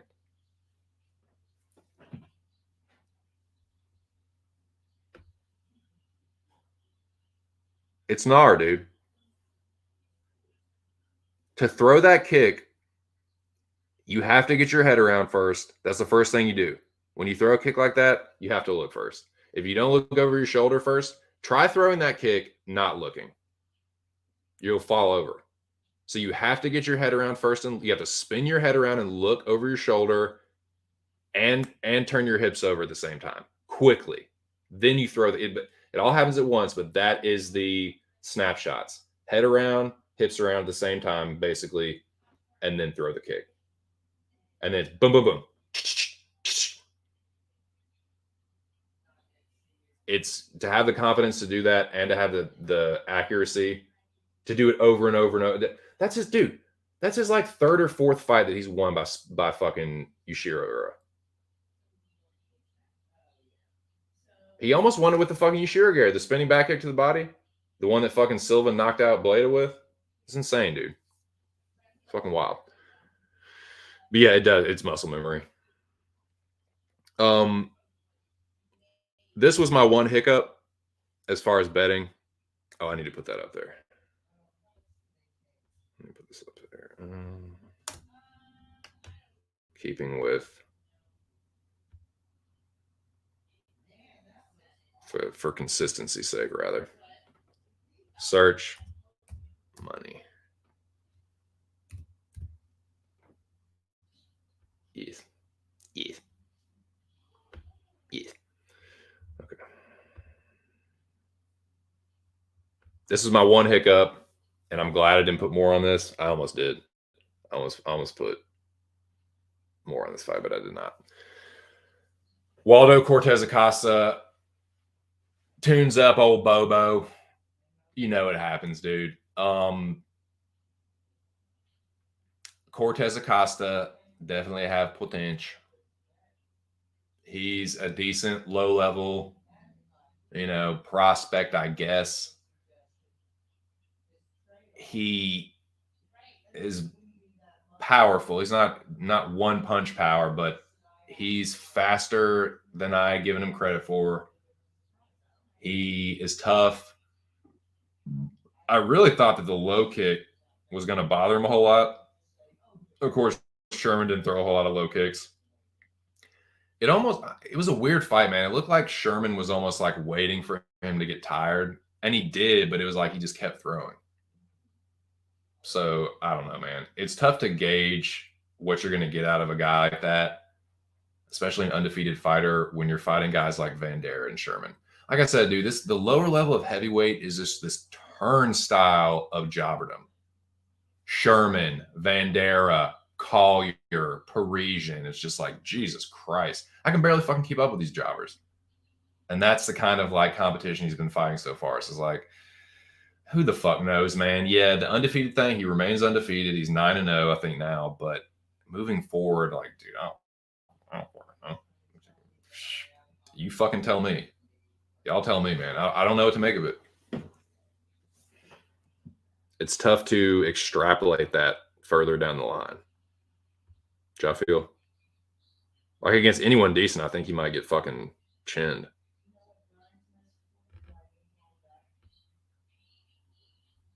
Yeah, he just fucking beat his ass. I guess, man, it's like Chase, Bobo. Come on, Bo. You're a kickboxer, dude.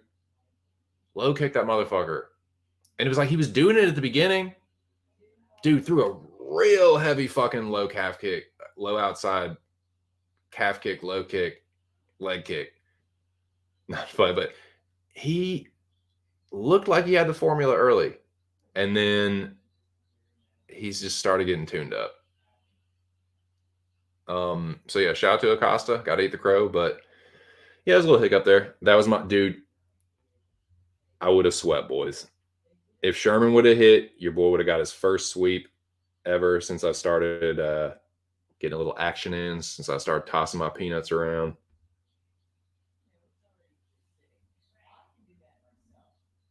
Someone bet $100,000 on Waldo. I think it was Chase. I mean, why not, man? It's a smart move. If they're gonna run a monopsony and basically like corner the market as far as getting yourself exposure, getting in the best position possible, getting the best deal, if they're gonna fucking run a monopsony like that and control your employment market, then yeah, I can't fault them. Like with Krause, that's a little bit different. For the fighters themselves, though, that's what's fucked up is like Like, yeah, now that is obvious. Like, I'm joking about that. Like with Sherman, if he's betting on the other guy, that's fight fixing. When you're that's taking a dive. But I just think that's fucked up. That they and I'm kind of talking out of both sides of my mouth with this, but like for the UFC to so clearly be involved with Vegas and to be like in bed with a betting company, a bookie, you're basically in bed with a bookie, but you're telling the fighters and stuff that they can't bet on it. So it's like, are you really? Yes, Kraus is a greaseball and kind of a scumbag for what he's doing, but are you really surprised that a situation like that arose? The conditions were all there for something like this to happen. So it's not shocking at all. It's crazy, but it's like it doesn't take much digging to be like, "Oh yeah, of course that happened." I don't know, man.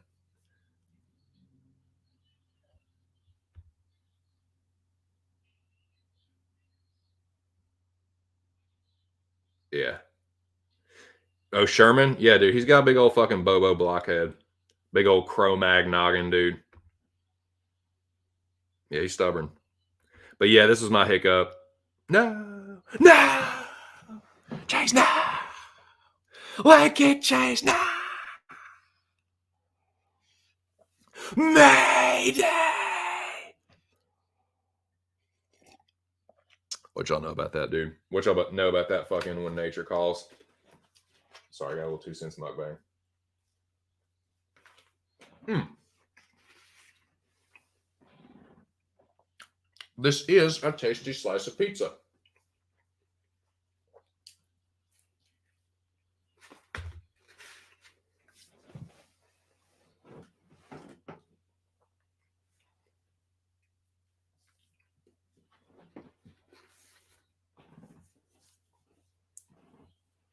Let me guess.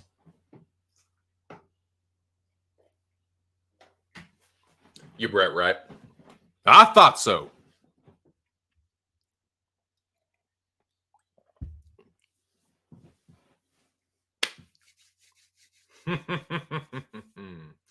Boys, this next fight here made my fucking weekend. So at this point,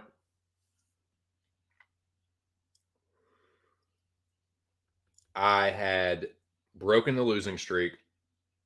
I had a few extra coins in my pocket. But this last fight is really what was going to make or break my weekend. And we're not talking about a lot of money here, but just from my own personal point of view, someone that gets excited and nervous for fights, even when I don't have money on them, I'm just trying to give y'all an idea of, you know, what kind of state your boy was in at this point, right? So the streak is broken. Got a couple extra bucks. I'm up almost a unit after covering what I spent. So I can only win more, but I'm still kind of like, oh god, it's coming down to this. This wasn't gonna. I intentionally did not bet on the main event when I thought it was gonna be Lewis and Spivak. It was too greasy. I was looking for an angle like, oh, fight doesn't go the distance. That's unbettable. Lewis by KO, I don't know about that. Spivak by I don't know, dude. It was too much of a 50-50. Yeah, there's quote unquote value on paper on Lewis, but I had picked Spivak.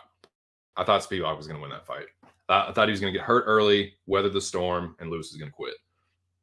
That was gonna be my pick. But who knows what would have happened? But I made up my mind. I'm not gonna fucking bet on the main event. And of course, what happens?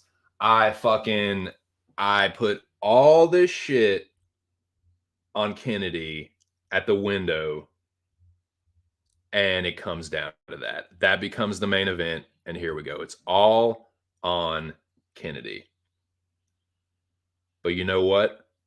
The reason I bet him and the reason I ended up putting all this action on him is because he ended up being one of my most confident plays. Kennedy, Sachukwu, the African Savage crushes Iwan Kutalaba after predictably weathering an early storm. But at this point, I had 2 parlays with Kennedy in them. One of them was my biggest parlay of the night, and I had a prop bet on him. But like I said, I went with my instincts on this one. When I saw this fight, right off the bat, I said, close but Kennedy. Close, but I think Kennedy gets it done. They're about the same age. I've seen it too many times with Kutalaba. He does something good early and then just folds up. And it's happening against really good fighters. But if there's one thing I know about Kennedy, or that I was pretty sure about, it's that he is pretty tough. Yeah, the Da Un Jung fight, that's kind of an outlier, a bit of an anomaly. I guess. I don't know. Like, Kennedy does tend to start a little slower and get cracked early. That happens in a lot of his fights. It happened against Olberg. It happened against Da Un Jung, and he got knocked out. And it happened here. He got cracked early. I figured that was going to happen. But I kind of had a feeling that when he did weather the storm, he was going to fuck Iwan up. And that's exactly what he did. The reach disadvantage, the height disadvantage, that was another big reason I went with Kennedy. But dude, I didn't expect him. What I did not expect was for him to use the knees the way he did, dude. He landed that step in knee like 3 or 4 times before the knockout.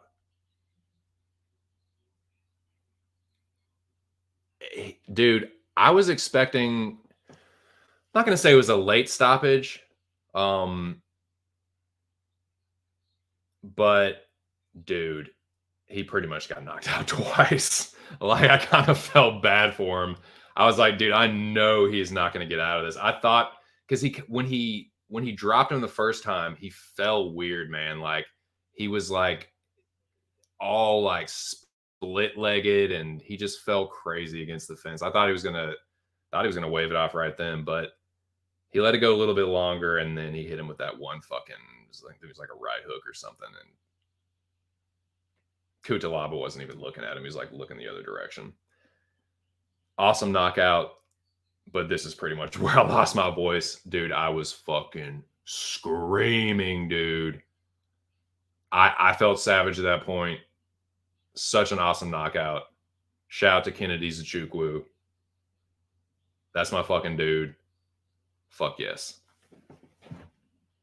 So with that, I cashed Kennedy inside the distance, Muslim and Kennedy,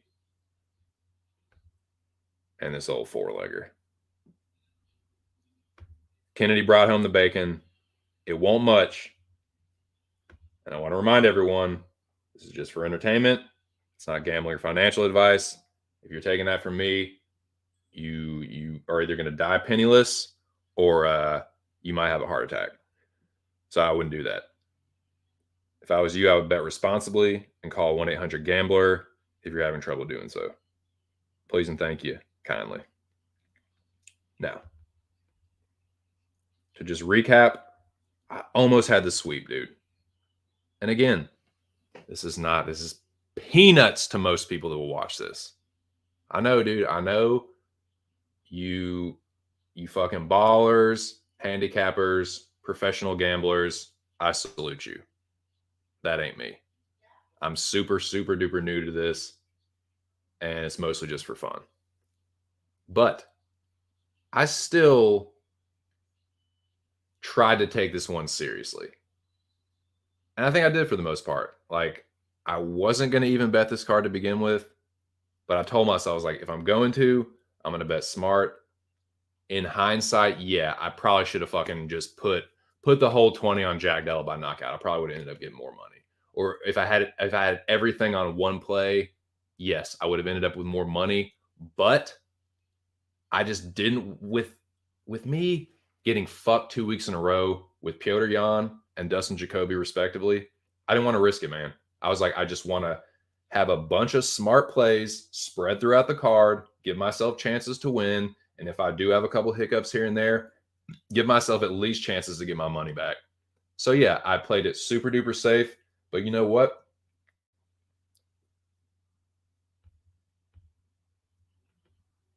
I played it safe, but I also bet pretty smart. I had the desire to go through the fire and the flame and the pain and turn 20 bucks into 55. The losing streak is broken. 3.5 units of profit, which brings my total grease for the year almost 400. 39.3 units profit for 2022. Got the bet slips on my phone. It's been in the Arkham Dome. Earlier in the year, I had all my shit up on Twitter and it should still be there on my main account. But yeah, it felt real good to break that losing streak. Get a little coin in my pocket, plus a little, got my grip back to play with next time. So yeah, I might end my betting year with this, but Maryland just got crack wide open. I think starting tomorrow, it's fucking game on. Online betting is legal in Maryland now, so yeah, it might be on for your boy, but I don't know, man. I don't think I'm going to bet on this card, but I might. But I don't think I'm going to, but I might. So yeah, that's what happened with the grease.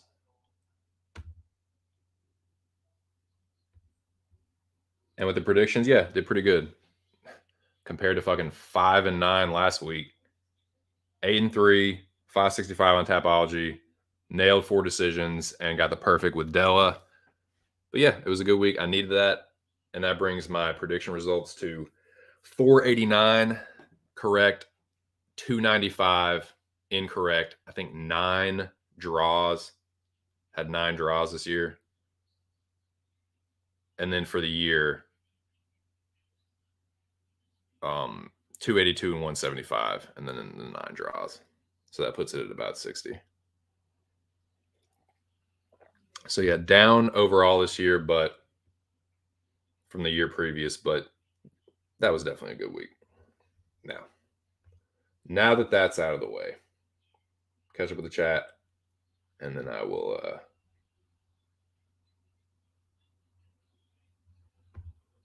I know, dude. Story of my life, man. I just miss out on all these fucking opportunities. It's a pizza pie. Spivak was going to consider pulling out. Dude. Oh, dip. Classic play on words. Classic pun, dude. Where you at, Jackie boy? Bananas and grapes come for your spot player. With the fucking clever quips, dude. I like it. Kennedy, dude. Am I right, dude? No, that's a good one, dude. That's clever. That's what you do. Kennedy has a lot of solid traits. Just keep putting them together. Yep. I agree, man. I like where his head's at.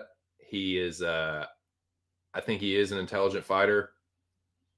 The slow starting thing is still a little bit of a concern, especially when you think about that division and dudes ranked higher up than Kutalaba. Hey, Kennedy, Dustin Jacoby. What do y'all think about that one? I know ideally you want to match 2 dudes that are coming off wins, but hey, considering he got fucking robbed against Khalil Roundtree, I don't think that's a terrible matchup. Fixed by Kraus, grade A. PFL, yeah, something like that. Yeet. On top of online betting, you should get Prize Picks and DraftKings, even if you don't put money in. They offer free content. Dude, that's what I'm thinking. That's what I'm thinking, bro. I need to do some research now. I've asked people in the past, like, what the best betting websites are, and I get different answers. Everyone uses something different, it seems like. And some people have concerns that it just aren't going to be an issue for me. Like, I know some people don't like certain sites because, oh, they limit you if you start to win too much money. That's not going to be an issue for me, especially right now. Like, I'm just getting started at this. I don't bet a whole lot to begin with, so I don't usually win a ton. So I don't think that's going to be an issue. What I'm looking for is the one that's going to be the most consistent with payouts, and the one that's first and foremost. And then the second one, what's going to offer me the most kind of bets on these fights? Like, which one is going to give me the best props? Obviously the best lines too, but I'm just saying, like, that's the kind of thing that I'm looking for. Not too picky as far as, like, I don't know, man. I just want someone that's consistent and reliable with the payouts and can give me some good props and stuff. Don't use my bookie. I was access denied. Well, then there you go. Problem solved. Process of elimination, gents. You don't fuck with Lobby, I don't fuck with you. How about that? How about that shit? Half the people who bitch about they limit me because oh, it's true, man. It's like, okay, well, I don't know how much that helps me, but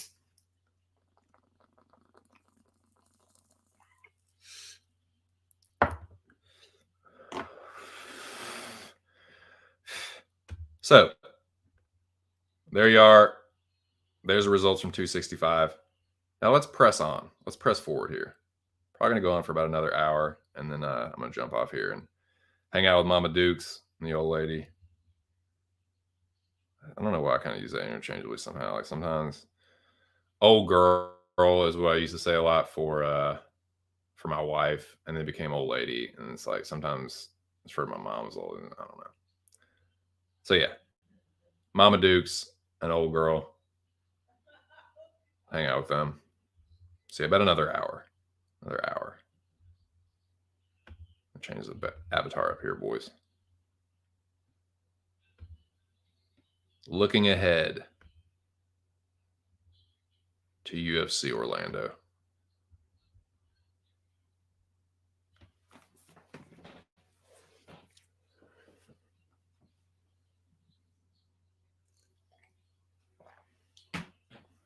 Let me pull up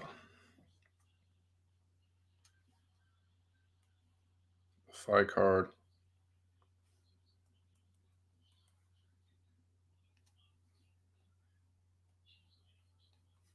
God, my fucking phone is blown up with notifications. Jesus Christ.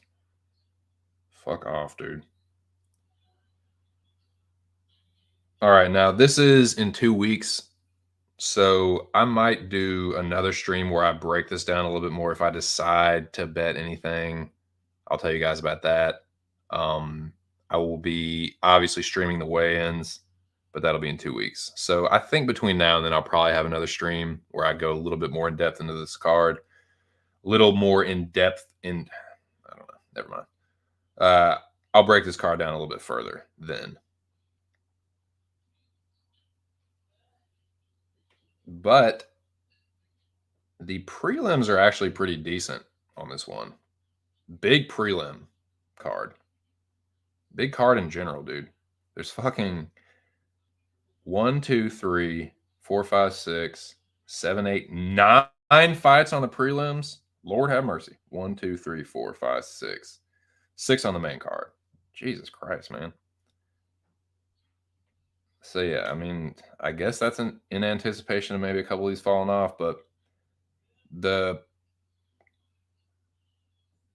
main card, it's a pretty decent main card, dude, actually. Like, Brunson Hermanson is pretty good. Tuivasa Pavlovich is a good fight. Barberina Dos Anjos should be entertaining. Nikolaus Schnell, I mean, I guess that could be entertaining. I don't know, man.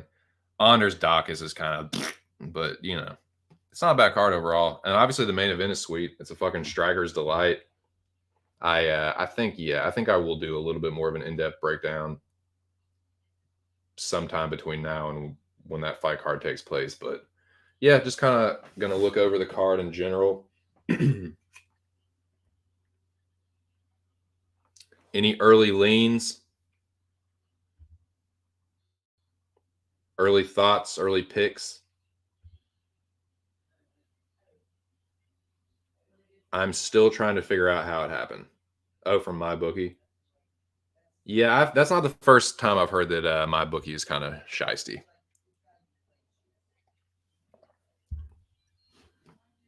Yep, fading Trump too much. Nice. Fuck yeah, that's what's up, dude. How does RDA lose? If he bangs with Barberina, he's a much better grappler. Much better grappler, dude. If RDA takes Barberina down, he'll probably sub him, to be honest with you. That's kind of what I would think.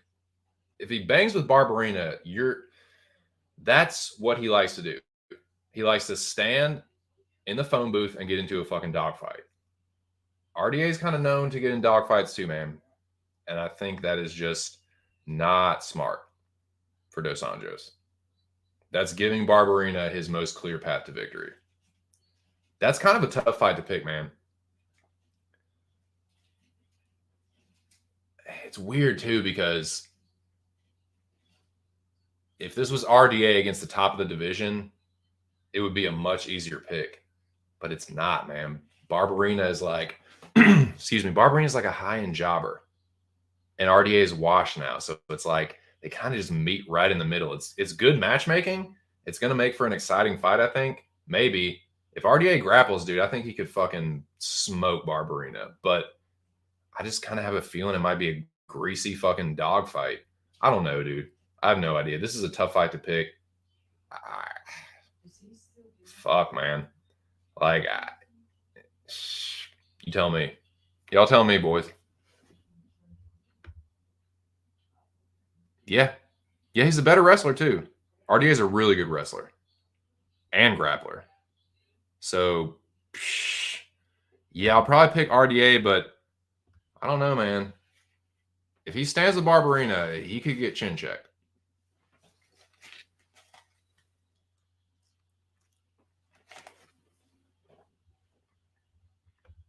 Row, that's right.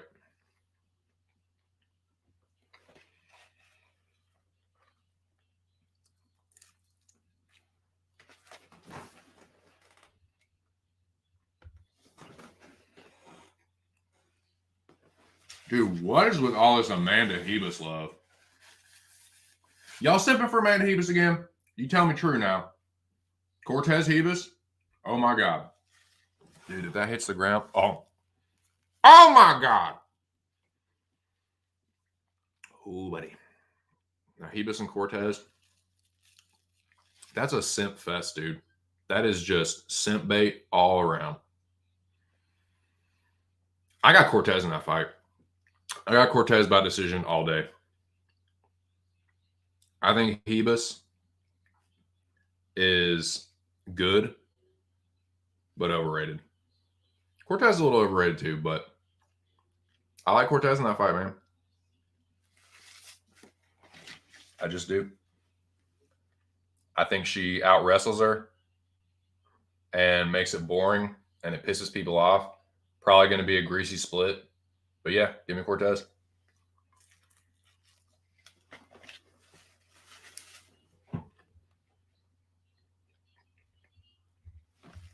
Oh, yes.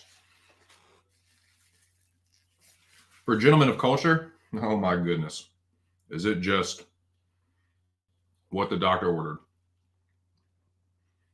Yeah, I don't know, man. I'm really tempted to bet Cortez by decision. A little something, a little flyer. Because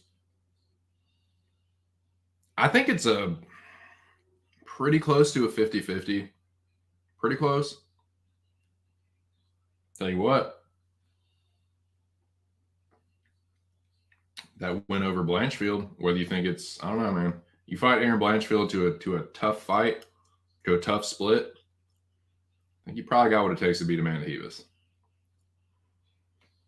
I don't know, man. I'm not a dude. I have simped for Amanda Ribas. Full confession. Yes, I'm a reformed Amanda Ribas simp. But don't act like y'all haven't seen her get exposed before. I don't know if Cortez is going to be able to expose her in the same way, but Cortez, I'll take. Now maybe she gets subbed, but she's clearly the better wrestler, and Amanda Ribas likes to grapple from bottom. I just think that's how Cortez wins. I think she just fucking out grapples her to a greasy split. Yep, that's true. You're right. Yeah, me too. I'm not going to bet that. That scares me off that fight. For sure. Battle for the best booty. I like it. Yep. I mean, it's the truth, man. Both, dude, Ribas and Cortez, cutie pies, and they both got pretty, both got pretty decent taters. So yeah, it's what men of culture. It's what we care to see. Yeah. Yeah. Well, me too. I picked her too.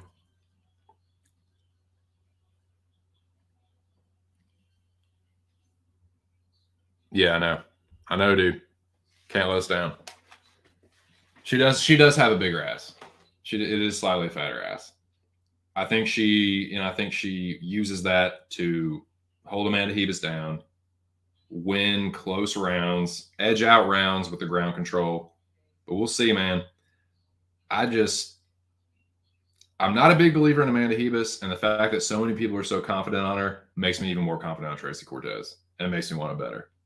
So I may or may not, but it's making me want to. I'll tell you that. I'll tell you what else I want to do. I might bet Phil Rowe by knockout. Kind of want to do that. What do y'all think about that? What do you think about that shit? Maybe. Jen Jadova can't grapple like fucking Tracy Cortez can.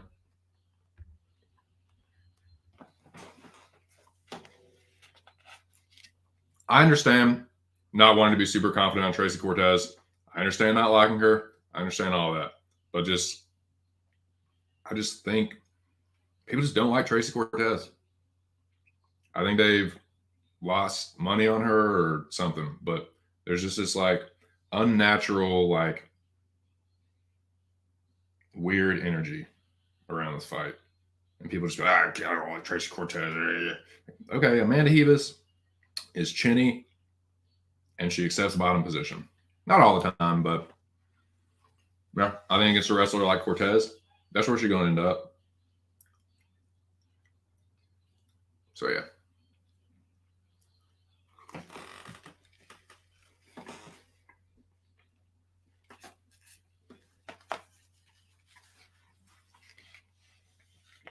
This fucking pizza is dank.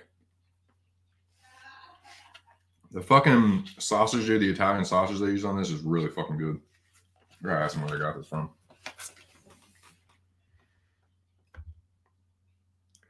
Yeah, it's weird, man. Like, dude, if you gave me my pick, Amanda Ribas or Tracy Cortez, I'm taking Tracy Cortez every fucking day of the week. Twice on Sunday, 3 times on Monday.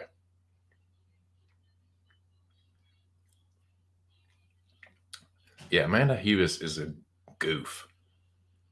She's like dorky and shit. Like Tracy Cortez looks like she could go live on them sheets, dude. A go liver. Man, he was just a fucking goofy. I don't know. Yeah. But of course, I'm a married man. This is so hypothetical. Yeah, dude. Bomb ass pizza. So yeah, forgive my mukbanging. Giving you the report of the week for this pizza, wherever the fuck it came from. That, I don't know how I hadn't heard about that guy before, but somehow that randomly popped up on my timeline. Fucking report of the week. Apparently, the dude's been around forever. He is a strange fellow.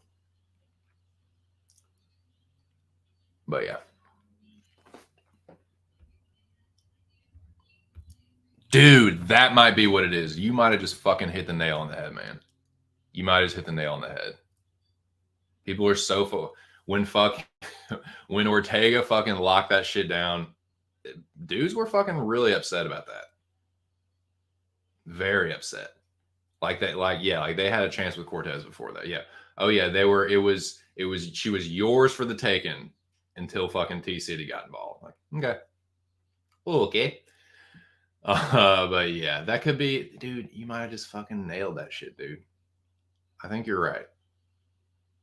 I think you're right about that.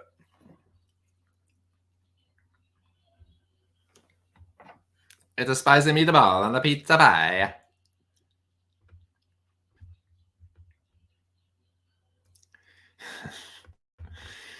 Shenanigans.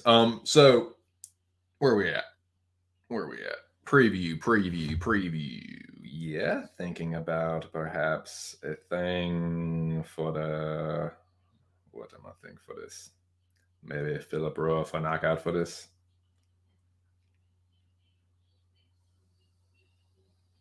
Philip Rowe inside the distance, perhaps. Club and sub, perhaps. Maybe that's the way to go.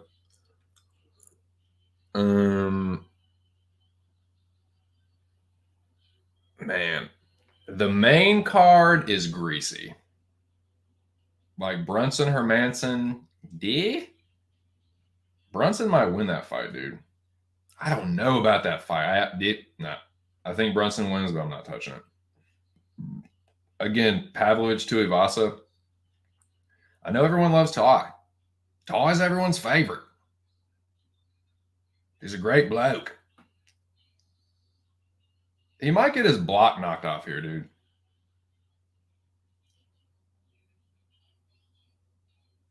I don't know, man. He doesn't always fight that smart.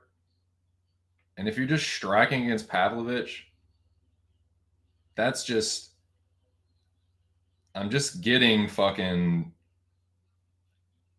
I'm getting Tuivasa JDS vibes. I'm getting just, I don't know, dude. I like Tai. I think he's a great bloke.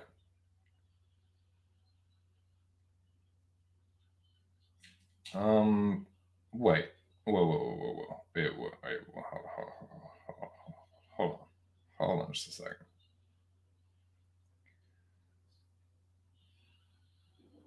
No, I think I'm probably gonna have to pick Pavlovich. Tai got knocked out bad against Gone. Like 2 months ago.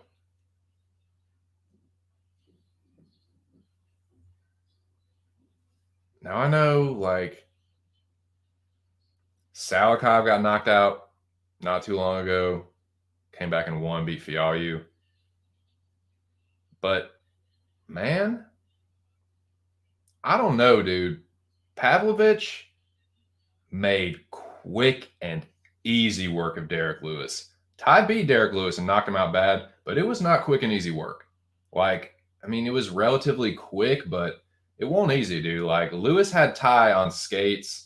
Greg Hardy had Tai on skates. Now, I know you can look at the Gane fight and say, oh, well, he dropped Cyril Gane, dude. If he can do that to Gane, he can do that to Pavlovich. He might, man. He might knock him out. I don't know, dude. I don't know if I'm going to touch this thing.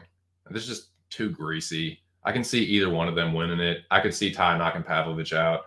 I think Tai is probably, the power's close. Tai might be the cleaner boxer. I definitely think he's the more well-rounded striker. I think if he fights smart, he probably can hurt Pavlovich and knock him out. I'm probably going to end up picking Pavlovich, though. The more I think about it, I'm probably going to go with Pavlovich. Ty's got a good shot at winning it, though. He has a lot of power, and Pavlovich, like, he, I don't know, man. I'm going to have to go with Sergey on that one.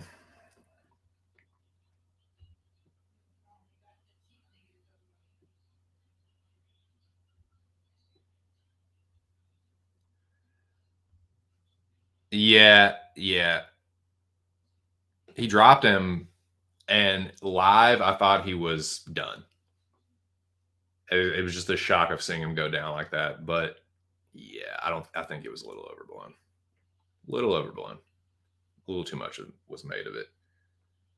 Dude, that's pretty soon, dude. Like, I know Salakov got knocked out by fucking Li Jingliang a few months ago, but this is like just over 2 months after. It wasn't just a knockout, dude. He took a lot of punishment in that fight.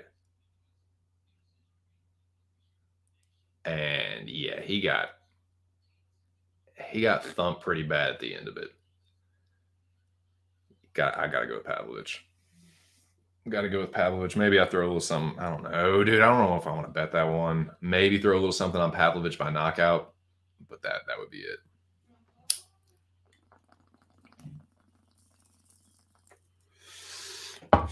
But yeah, I'm not. If I bet it all in this fight, it's going to be very, very light. I don't think I'm going to be doing a whole lot of parlaying. It'll be a prop betting kind of night, to be honest with you. Fight's not going the distance.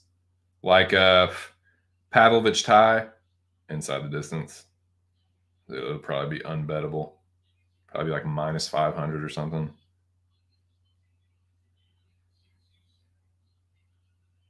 RDA Barbarina. I don't know if that makes it the distance. That could, though. That could end up being just like a sloppy fucking. I don't know though, man. I think probably one of them. Yeah, Phil Rowe and Price inside the distance for sure.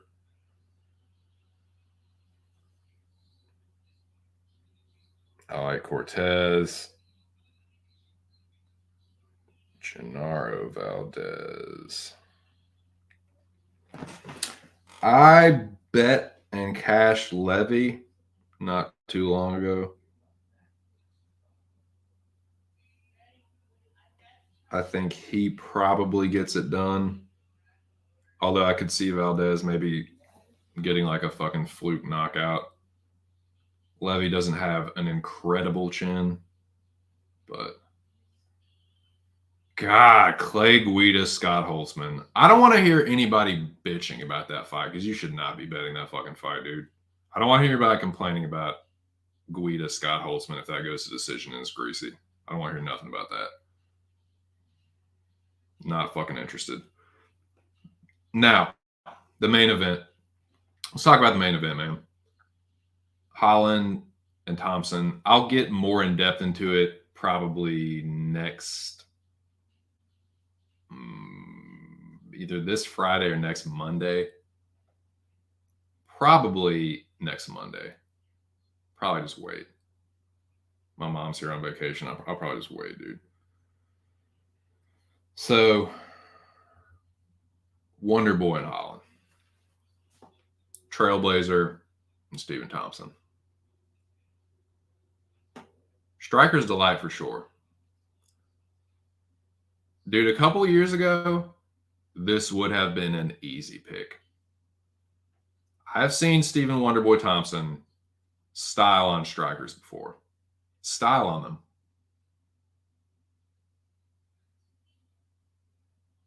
Make good strikers look like subpar strikers. But whether it's the deciding factor or not, it is a factor, I think. And that's Stephen Thompson's age. Kevin Holland is in his prime right now. Right fucking now, Kevin Holland is in his prime. Wonderboy's past his prime.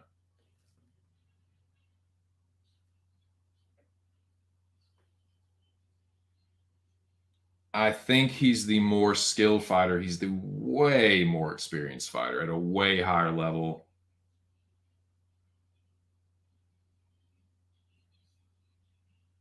but I do think he's just a little bit past it.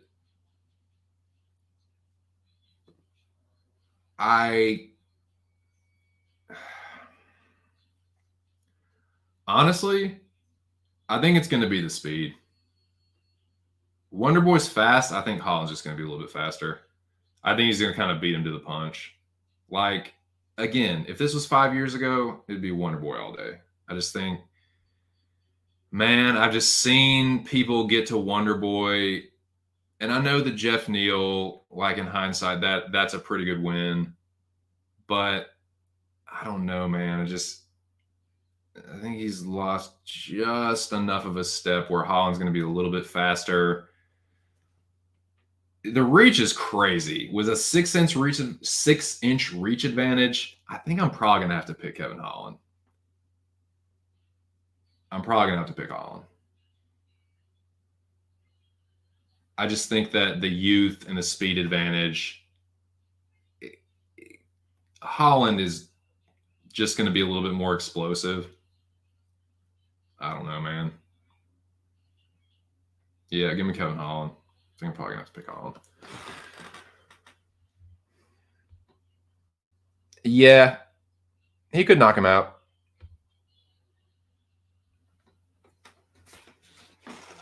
He could, dude. It's not a bad shot.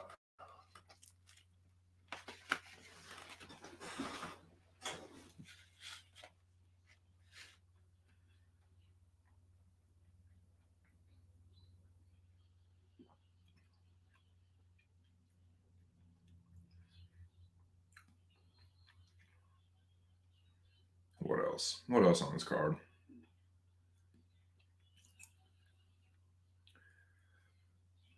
Johnson, Jacasey, not touching that. I think Mark Jacasey probably wins that. Elkins and Pierce. God, dude, these fights are fucking greasy. Probably Jonathan Pierce, right? But, oh, dude, that's just like, I could see that kind of being the kind of fight that Elkins wins. Damn, I don't know, man. Now, yes, someone was talking about Rojo in the Arkandome. Shout out to the Arkandome. Shout out to the General Alex Ramirez. I like Rojo. I definitely like Rojo. I think Zach and Noah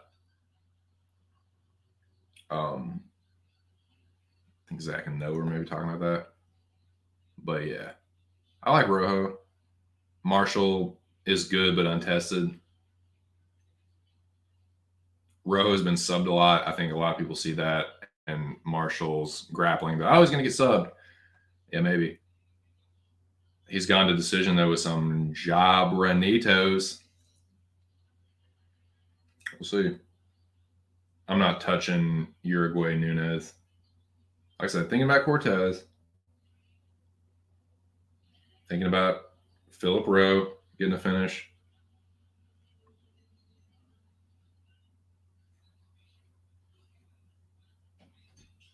Pavlovich. Yeah, maybe that's what I do. Rowe inside the distance, Pavlovich by knockout. Slam that together.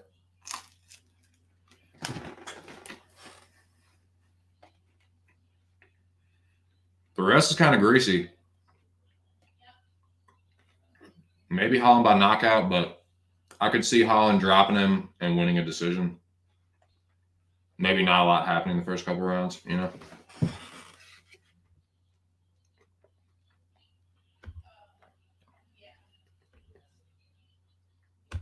Fuck it.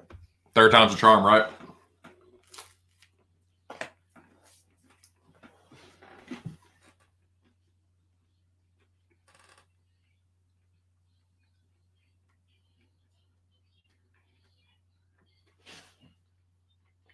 So that's kind of the preview.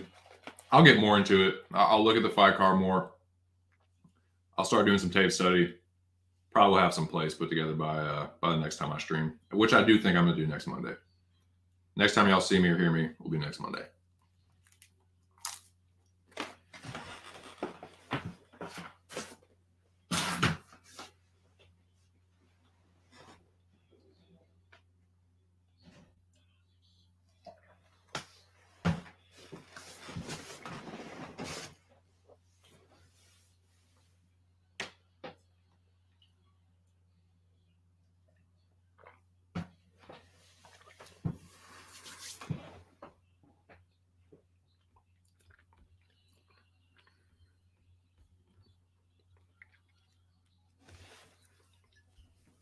Shout out to the 3 people in the building, man. Having a nice, quiet, chill little stream. You know, like to get these out on Monday, but I ain't paying no fucking $25 for StreamYard right now. Just ain't gonna do it. That might change here in the near future, but no, I'm just not gonna do that shit right now.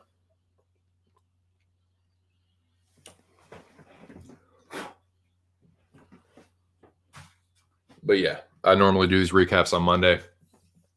It's the middle of a Tuesday. You know, people are working shit.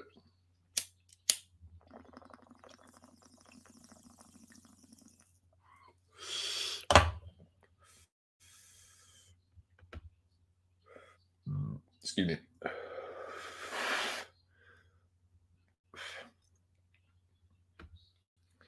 See, that's a problem too, since you're a slacker. I knew your father when he went here. He was a slacker too.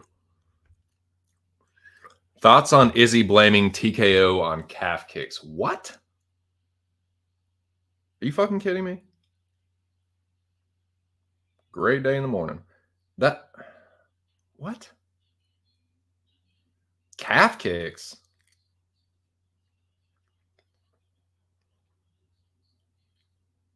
Is that what it was? Like he couldn't move that well against the fence? I thought he was doing all that fucking tennis ball against the, like where he stands against the back of the fucking wall and the dude throws a tennis ball at him. Dude, I did see that video of Pereira clowning him, like making fun of it, like turned around, couldn't even see the tennis balls and just like standing there. That's funny. That's ridiculous. I mean, I guess if that's what he's saying, but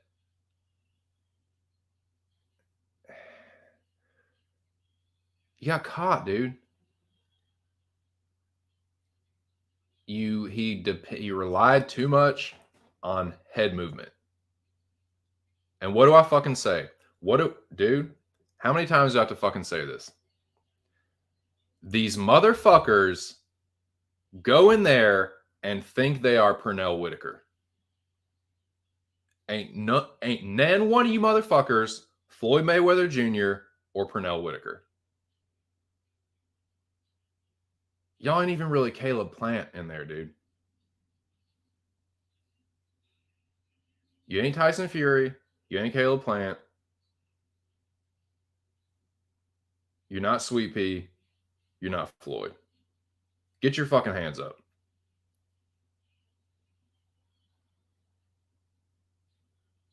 I don't know, man.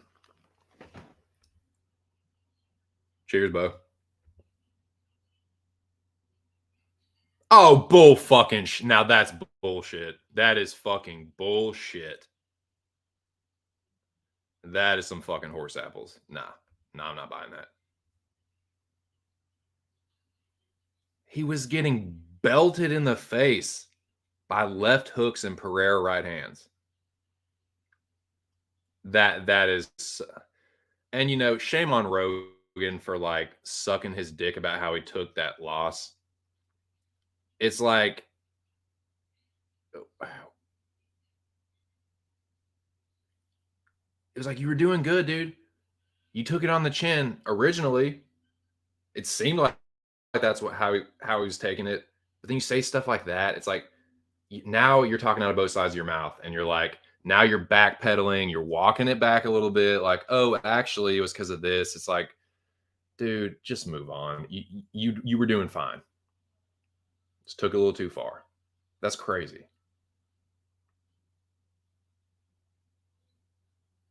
That left hook, dude. That no look left hook. It's nasty, man. Brian Twist Gilmore. What's up, Brian Gilmore? I'm going to this fight. Nice. Thompson Holland. That's what's up, dude. My first UFC fight that I get to attend. I'm so excited. That's what's up, man. I hope it's a fucking good experience for you, dude. I've actually never been to a UFC fight in person. But yeah, I really wanted to go to UFC Long Island, but it just won't in the cards. But yeah, dude. Have fun, man. Good to see you in the chat. Hope you're doing good. Hope you're having a good week. I broke a little losing streak this weekend with my grease, and I had a good night of picks. The Hogs whooped ass, Cowboys whooped ass. Ravens won. Ravens pulled a fucking close one out of their ass, dude. So it was a good weekend for me. But I hope y'all had a good weekend. Hope you're having a good week. Cash this fucking bubbler out real quick.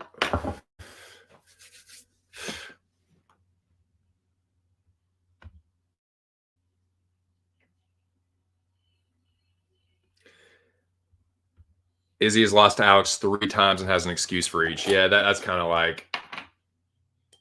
And I mean, I guess to a certain extent, you do have to cope with it somehow. Like you have to rationalize it somehow. And I guess that's just kind of a human reaction. But yeah, dude. And I understand not wanting to come out and be like, yeah, this guy has my number. There's just something about it. But I think other fighters have said that before. And I don't think there's anything wrong with that. There's nothing shameful about that, dude. You're just giving the guy credit. Like Alex Pereira was a 2 weight class world champion in Glory, the most respected kickboxing organization in the world. One of the reasons that Izzy's so respected was because of his success in Glory. So I don't think like you were the champion, a long reigning champion. It's not shameful to say that Poatan has your number. Yeah, no shit. He has a lot of people's number, dude. On the feet, he's got just about goddamn near everyone's number because that's how Adesanya was with everyone else. He just had their number on the feet. You know, you can quibble over Romero or I don't know, man. Like he had Cannonier's number. He's tuning Cannonier up. So I don't know, man. That's not a shameful thing. It's kind of frustrating. It's like, dude, just give him his fucking flowers. Everyone knows what they saw. That makes it look worse than just being like, yeah, credit to him. I don't know. You're protesting too much, man. Everyone was perfectly fine with your explanation. Like, he was just a better man that night. And I'm sure it's tough for a dude like that, a prideful guy that's got a big ego. Dude, I still struggle with that. I still struggle with my pride and my ego. Imagine being somebody like Adesanya. I don't know, man. Like, I get it, but it's frustrating. It's like, dude, the guy clearly fucking has your number. He's got you. He's got you licked, Bo. I don't know what else to tell you. Like, across sports, he got it. Crazy. Do you think the Kraus gambling syndicate is going to get exposed after investigation? I would think so, dude. And yeah, that's kind of the uh how would you say it? That could be a bit of an omen, a bit of a sign of things to come. If the people that control the betting in New Jersey are not letting you bet on Kraus fights, that is usually something a little bit bigger going on. People know about that shit once because you can bet your ass if New Jersey is doing that, Vegas knows about it. So there's probably some shit coming down the pipe, dude. I'm sure some people will, but I don't see how these fighters can possibly be completely insulated from all of this. I mean, I guess Kraus is careful about it. But it's like, if we know this shit, how are they not going to know it? How are they not aware of it? Like, there's no way they're just completely like I said, they're not completely insulated from all this. Like, yeah, fighters aren't necessarily all the smartest fucking, they're not always like the brightest star in the sky, but it doesn't mean that they're completely fucking blithering idiots and can't like see the writing on the wall. So I don't know, man. I would think that for some of them it's just going to be like, yeah, just business as usual. But it will, of course, depend on what happens. Like, obviously, if they like say you can't coach, then that's it. But who knows, man?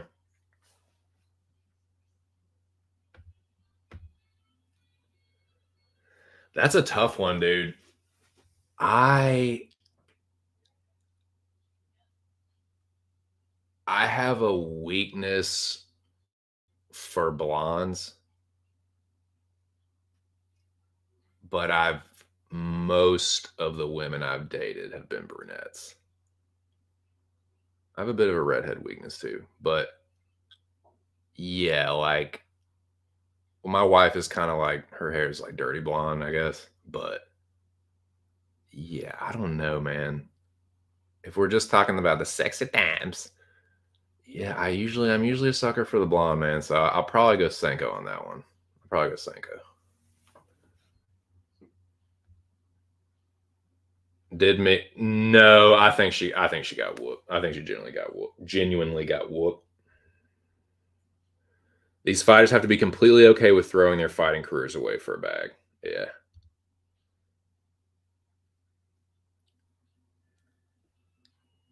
Yeah, I don't. That's Isn't that a tough ask though to like wrap your head around him not knowing it all? Like, dude, are you guys really maybe, man? Because I mean, as men are active on Twitter, I just don't see how there's this discord going on. Kraus is doing all this shit. It's not like it's a secret or anything. He's bragging about it, dude. You're telling me these fighters aren't watching their coach's podcast? Like, I'm having a hard time with that. I'm having a hard time believing this isn't fight fixing. I'm having a hard time believing the fighters didn't know about it. I'm having a hard time believing it was just, oh, this one mole leaked it. Like, yeah, I mean, obviously someone leaked it, but for no one, oh, just Kraus and this one guy knew about it. Like, nah, I'm having a hard time with that. I'm having a hard time getting to that point. I think it was just a fucking syndicate that got exposed. Kraus just they said it. Shout out to MMA Junkie. Someone said it on the panel on that video. Like, he just flew too close to the sun. Made himself a mark out there bragging. Like, it's like a movie, dude, where the gang pulls off the heist and the dude is out there flaunting his fucking newfound wealth, and that's how they get popped. It just, I don't know, man. There's too many connections. There's too many fucking connections. I'm not believing that like the fighter's like, whoa, dude, you mean this is going on in like my gym? And like, he's like, no, I ain't buying that. I ain't buying that shit. He is, dude, exactly. He is just the kind of, oh, I've taken so many fights. I've never really gotten to the point I wanted to. I'm banged up. This is how I make my living. I'm too deep into it to back out now. I'm not like killing it with what I'm pulling in. You're telling me that Minner isn't the kind of guy that's going to get in on something like that? Man, please. I'm not just thinking it's too tough with all these other things surrounding it for it to be some isolated, oh, there's nothing going on wrong. It was just one guy leaked this injury. That sounds like such a fucking political answer. I think it's fight fixing. You're going to have a tough time proving it's not. You might not get the smoking gun, but you're going to have a hard time convincing people that this isn't something nefarious. This is unprecedented. When has this happened before?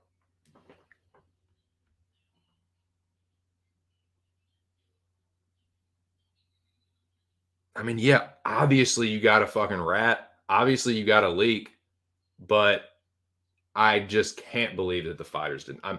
You telling me that Derek Minner didn't like, of course he knew he was injured, but that he didn't like, wasn't standing to profit on this. It was obviously someone disgruntled about the fact that they were cleaning up on these greasy fucking insider trading bets. Someone ran their mouth too much, or just straight up leaked it. But Minner and Kraus being in on it, you're really telling me they didn't have fucking Shylon bets, please. Fucking please. The way he fought, throwing a kick like that with your toes not back, you're just asking for your knee to get popped. It's just, nah, man, it's too greasy. You did call it, man, for sure. Yep. They might have other proof of it, but it did not get out as much as the Minner fight. Yeah. Oh, they're gonna go back and look at those other fights too, for sure. So yeah, man, that's who knows, boys. You know, the ripple effect, man, this could have all kinds of repercussions. Repercussions. Who knows?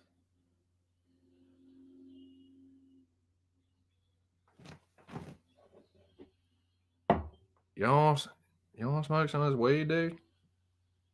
I got this bubbler packed up full, dude.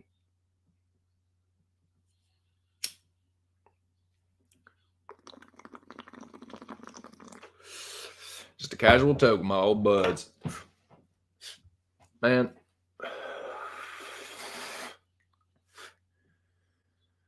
Yeah, this crowd shit is crazy.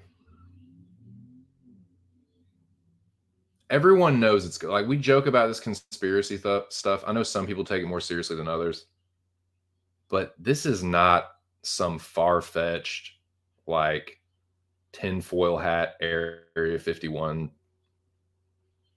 stuff, like Bigfoot stuff. Shout out to Illinois Bigfoot. There is substance to this. Like, things have been put into motion legally.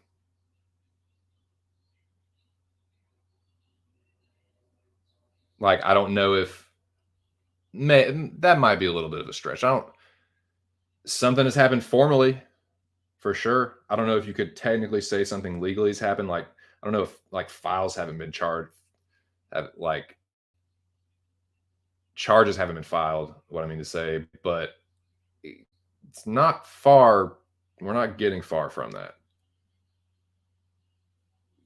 An official investigation has been launched. He's now been suspended as a coach.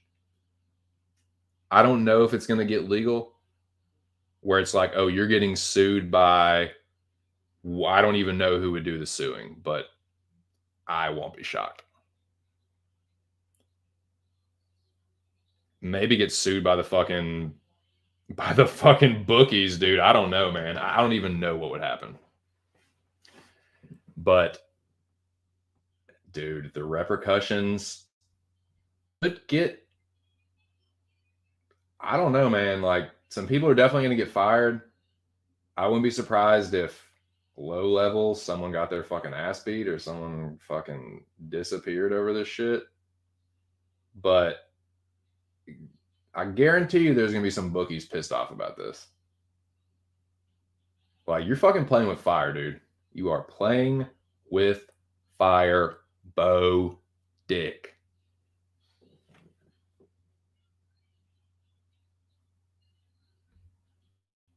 I've watched his podcast before, and his co-host says he bets like 6 or 7 figures. Greedy. Is this indirectly going to make him a full-time MMA handicapper? Dude, he might be suspended from betting, period. This is crazy. I don't know that much about the gambling world, but, and obviously I pay more attention to UFC related stuff. So to the outside world, this might, like, no, people aren't really going to know about this, but I don't know, man. Being as close as I am to like the UFC shit, it's pretty crazy. The MMA Jimmy the Greek. Yeah, dude. I don't even know what will happen, what could happen. It might be a big fucking nothing burger. It might be, yeah, he's fined or suspended from betting or not. I mean, that is a drastic measure of that. If New Jersey is basically saying, no, we are not taking money on Krause coached fighters, that's a statement, all right. They're taking the investigation serious enough. And if fucking New Jersey is, bro, I don't know. New Jersey, that's Atlantic City. That's the East Coast hub, bro. You know? There's a damn woodpecker outside on a damn trash tree, just pecking away. Crazy. Um, dude, yeah, this shit is wild, man. I don't really know what to make of it all. I just know it's greasy as fuck. It's super shady. And how is it not fight fixing?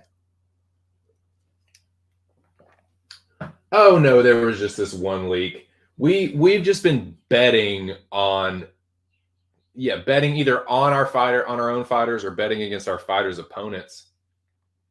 Oh, my fighters aren't in on it, but I'm openly bragging about having a Discord, but my fighters aren't in it. But it's like, there's no way.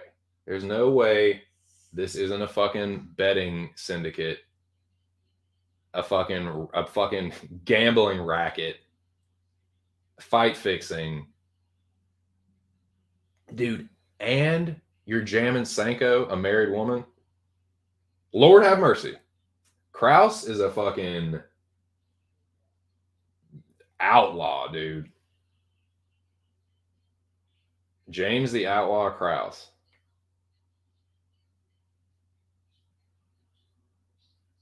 Fucking sweet James Krause Jones, dude. Pimp Daddy James, man. It's just crazy. It is, man. But that's the thing. I don't see how they don't know about it. I'm not believing that. That's the one thing that I can't wrap my head around. The fighters be like, whoa, dude, how did this happen? Like, what? Did you like? I'm just having a hard time in this day and in 2022, the way that everyone has access to social media. I don't believe like this is on ESPN and shit now. There ain't no way, dude. That's too much suspension of disbelief. I can't get to that point.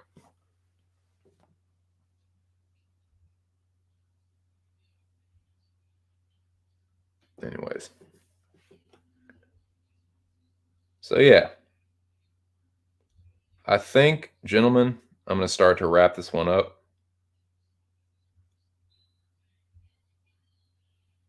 Dude, I don't know if you guys know this I don't know what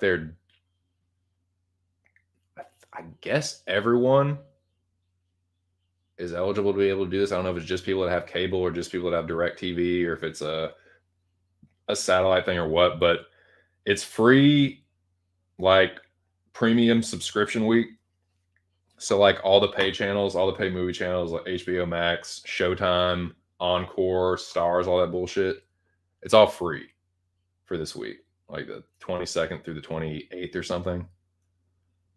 So yeah, FYI, if you got the fam bam in town, you're hanging out with the missus or your girlfriend or whatever. Yeah, dude, you can basically watch any fucking movie channel you want for free all week. Got a show you've been wanting to see, binge that motherfucker. Get it in. Speaking of fucking shows, dude, I'm late to the party on this one, but The Last Kingdom is fucking dope. That dope. That shit is fire, dude. It is like, it's not quite as good as Game of Thrones, but it's not too far from it, man.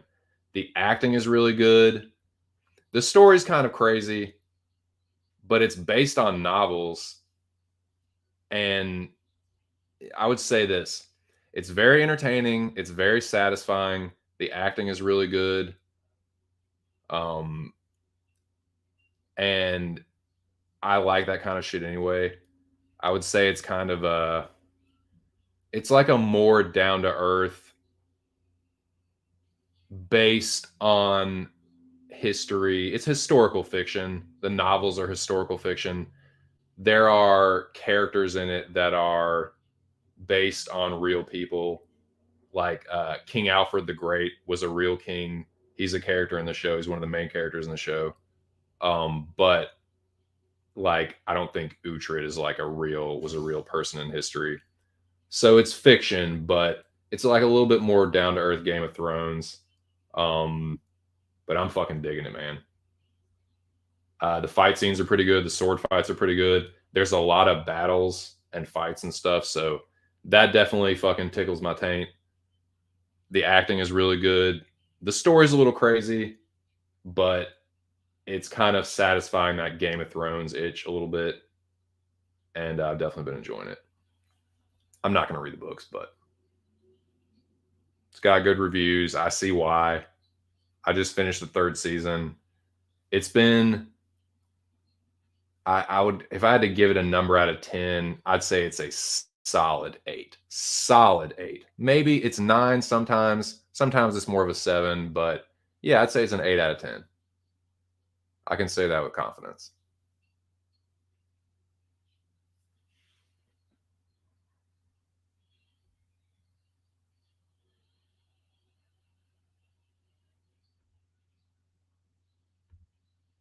I'm telling you, dude.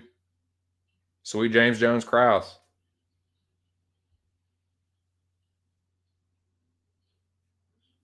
Chainsaw Man. Nice. Started the English word. So yeah, dude, I'm gonna finish The Last Kingdom, and then I'm gonna watch Vikings and see how it compares. Because I've heard both shows are good for different reasons, and I've been digging the whole like Dane Viking aspect of it. I think that's cool. They do a good job with it. Um, but I'm interested to see how the shows compare and contrast with each other. So that's probably what I'm gonna watch next. Dude, oh yeah. Also, lest we not forget, gentlemen, Yellowstone back, Bo. Yellowstone back. Shit's far. Shit's been tight. Caught up last night. Watched where did we watch it Sunday night? I might watch it Sunday night. Shit's dope, dude. You want to talk about good writing, good acting? Oh my god, dude. Kevin Costner and Cole Hauser are so fucking good in this show, man. The chick that plays Beth too, what's her name? Kelly Riley, I think is her name. She's fucking good too, man. The acting is so on point. The writing is good too. Really good writing by Taylor Sheridan. You know, that's basically everything that dude touches turns to gold anymore. Speaking of Taylor Sheridan shit, Mayor of Kingstown coming back too. Season 2 of Mayor of Kingstown, which was one of my favorite shows this past year. If you haven't seen the first season, it's on Paramount Plus. It's fucking dope. It's right up my alley. I love gritty crime shit like that. It has some prison stuff in it too. But yeah, Mayor of Kingstown is dope. If you like Jeremy Renner, you'll fucking love it. So that's coming back. But yeah, Taylor Sheridan, really fucking good writer. Kevin Costner is John Dutton, dude. It's gotten to the point where you know how there's certain actors where it's like they're a good actor, you know them for several different roles, but they really are like one character. Like Bryan Cranston has been in a few different things, but he is Walter White. When I think of Bryan Cranston, Walter White. When I think of Kevin Costner, dude, it's John Dutton. I'm sorry, like there is not one character from a single movie that can really top the work that he's put in season after season and like fleshing out this character. Like he is such a good, just fucking like badass, hard-nosed asshole, you know, loves his family, God-fearing, just like rancher ass motherfucker, dude. Like he is that role to me. And yeah, Cole Hauser is awesome too. As Rip, like it's the best work Cole Hauser has ever done by far. And I think Cole Hauser's a pretty good actor, but it's like he was in Dazed and Confused and like Pitch Black. That's really what he's known for. But dude, he kills it as Rip Wheeler. So yeah, Yellowstone, probably the best show on TV right now. A lot of good work from Wes Bentley too.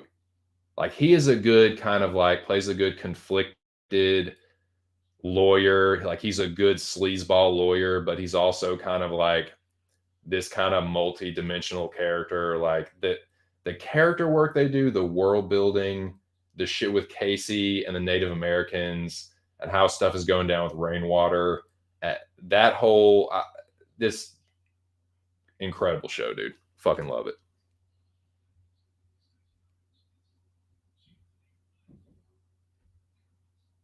Nice. Vikings, you last for the first few. Nice.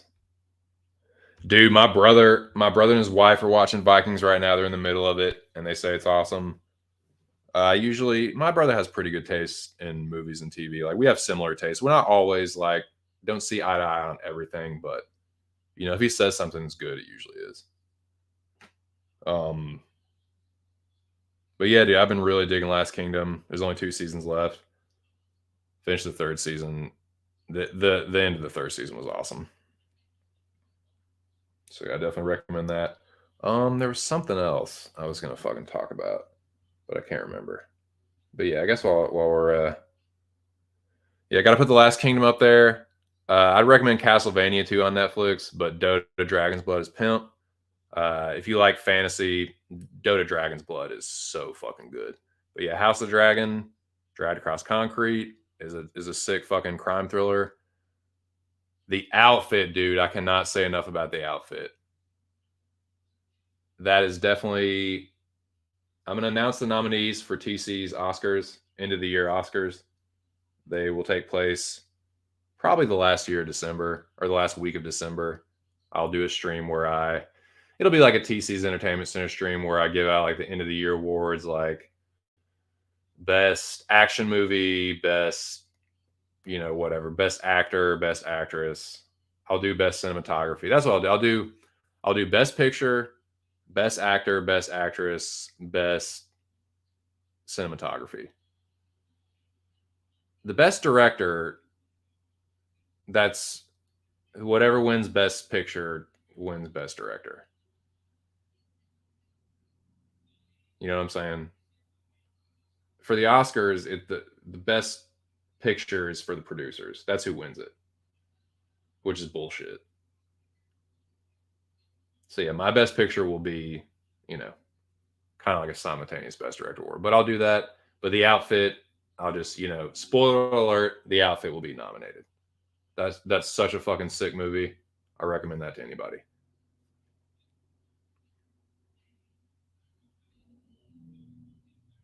But yeah, that's about it, boys. I think I'm gonna get the fuck up out of here. It was a good stream. Appreciate everyone that hung around. Didn't get too crazy. I think we had 7 people in here at the most. So yeah, a little bit of a slower stream, but hey man, 7 people is better than some channels. So yeah, man, shout out to you guys. If you know anybody that isn't subscribed, please do so. Trying to crack 200. I don't feel like that's a crazy goal to have. 200 subscribers.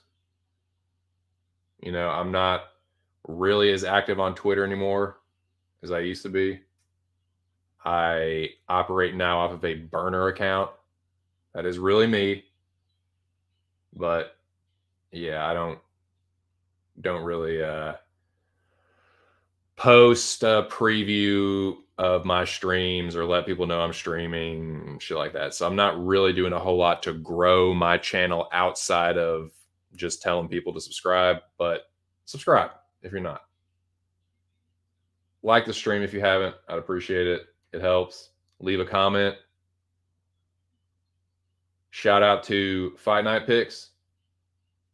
I'm a mod on that channel. I will thank you to respect Craig and Matt Allen and to not say inappropriate things, or I will boot your ass right the fuck up out of there. No, I'm just joking. But no, man, if y'all want to come through there, I'm usually modding in that stream on their question mark kick streams that they do before the fights. Shout out to Pub Sports Radio. I signed up for the PSR membership, so check that out. I'm usually in the Pub Sports Radio chat on Saturday nights, kicking it with the boys. So yeah, check them out. Shout out to each and every one of you guys that came through and kicked it with your boy. It was a pretty good time. We, got stoned, talked some fights, talked a little entertainment, a little football. Pretty good time.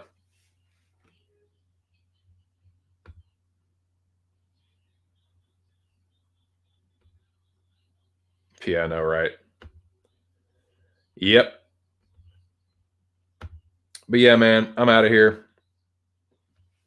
Appreciate you, boys.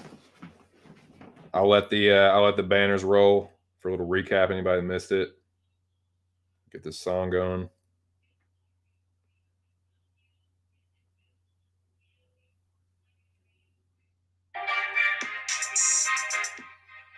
Yeah, it was another good stream, dude. I will be back next Monday. I'm not gonna do stream Friday. I didn't talk too much about it, man, but Thanksgiving is day after tomorrow. I hope y'all have a good Thanksgiving, man. Find this fucking banner. Yeah, dude. If y'all have your people in town, hope y'all have a good time. If you're having a chill Thanksgiving, hope it's chill. Yeah, don't know what else to say. Happy Thanksgiving. Appreciate everyone that came through. I'll see y'all next Monday. Yeah, dude. Go Cowboys, go Hogs. Yeah, man. That's all I got. This has been just my 2 cents, and I'll catch you boys on the next one. Peace!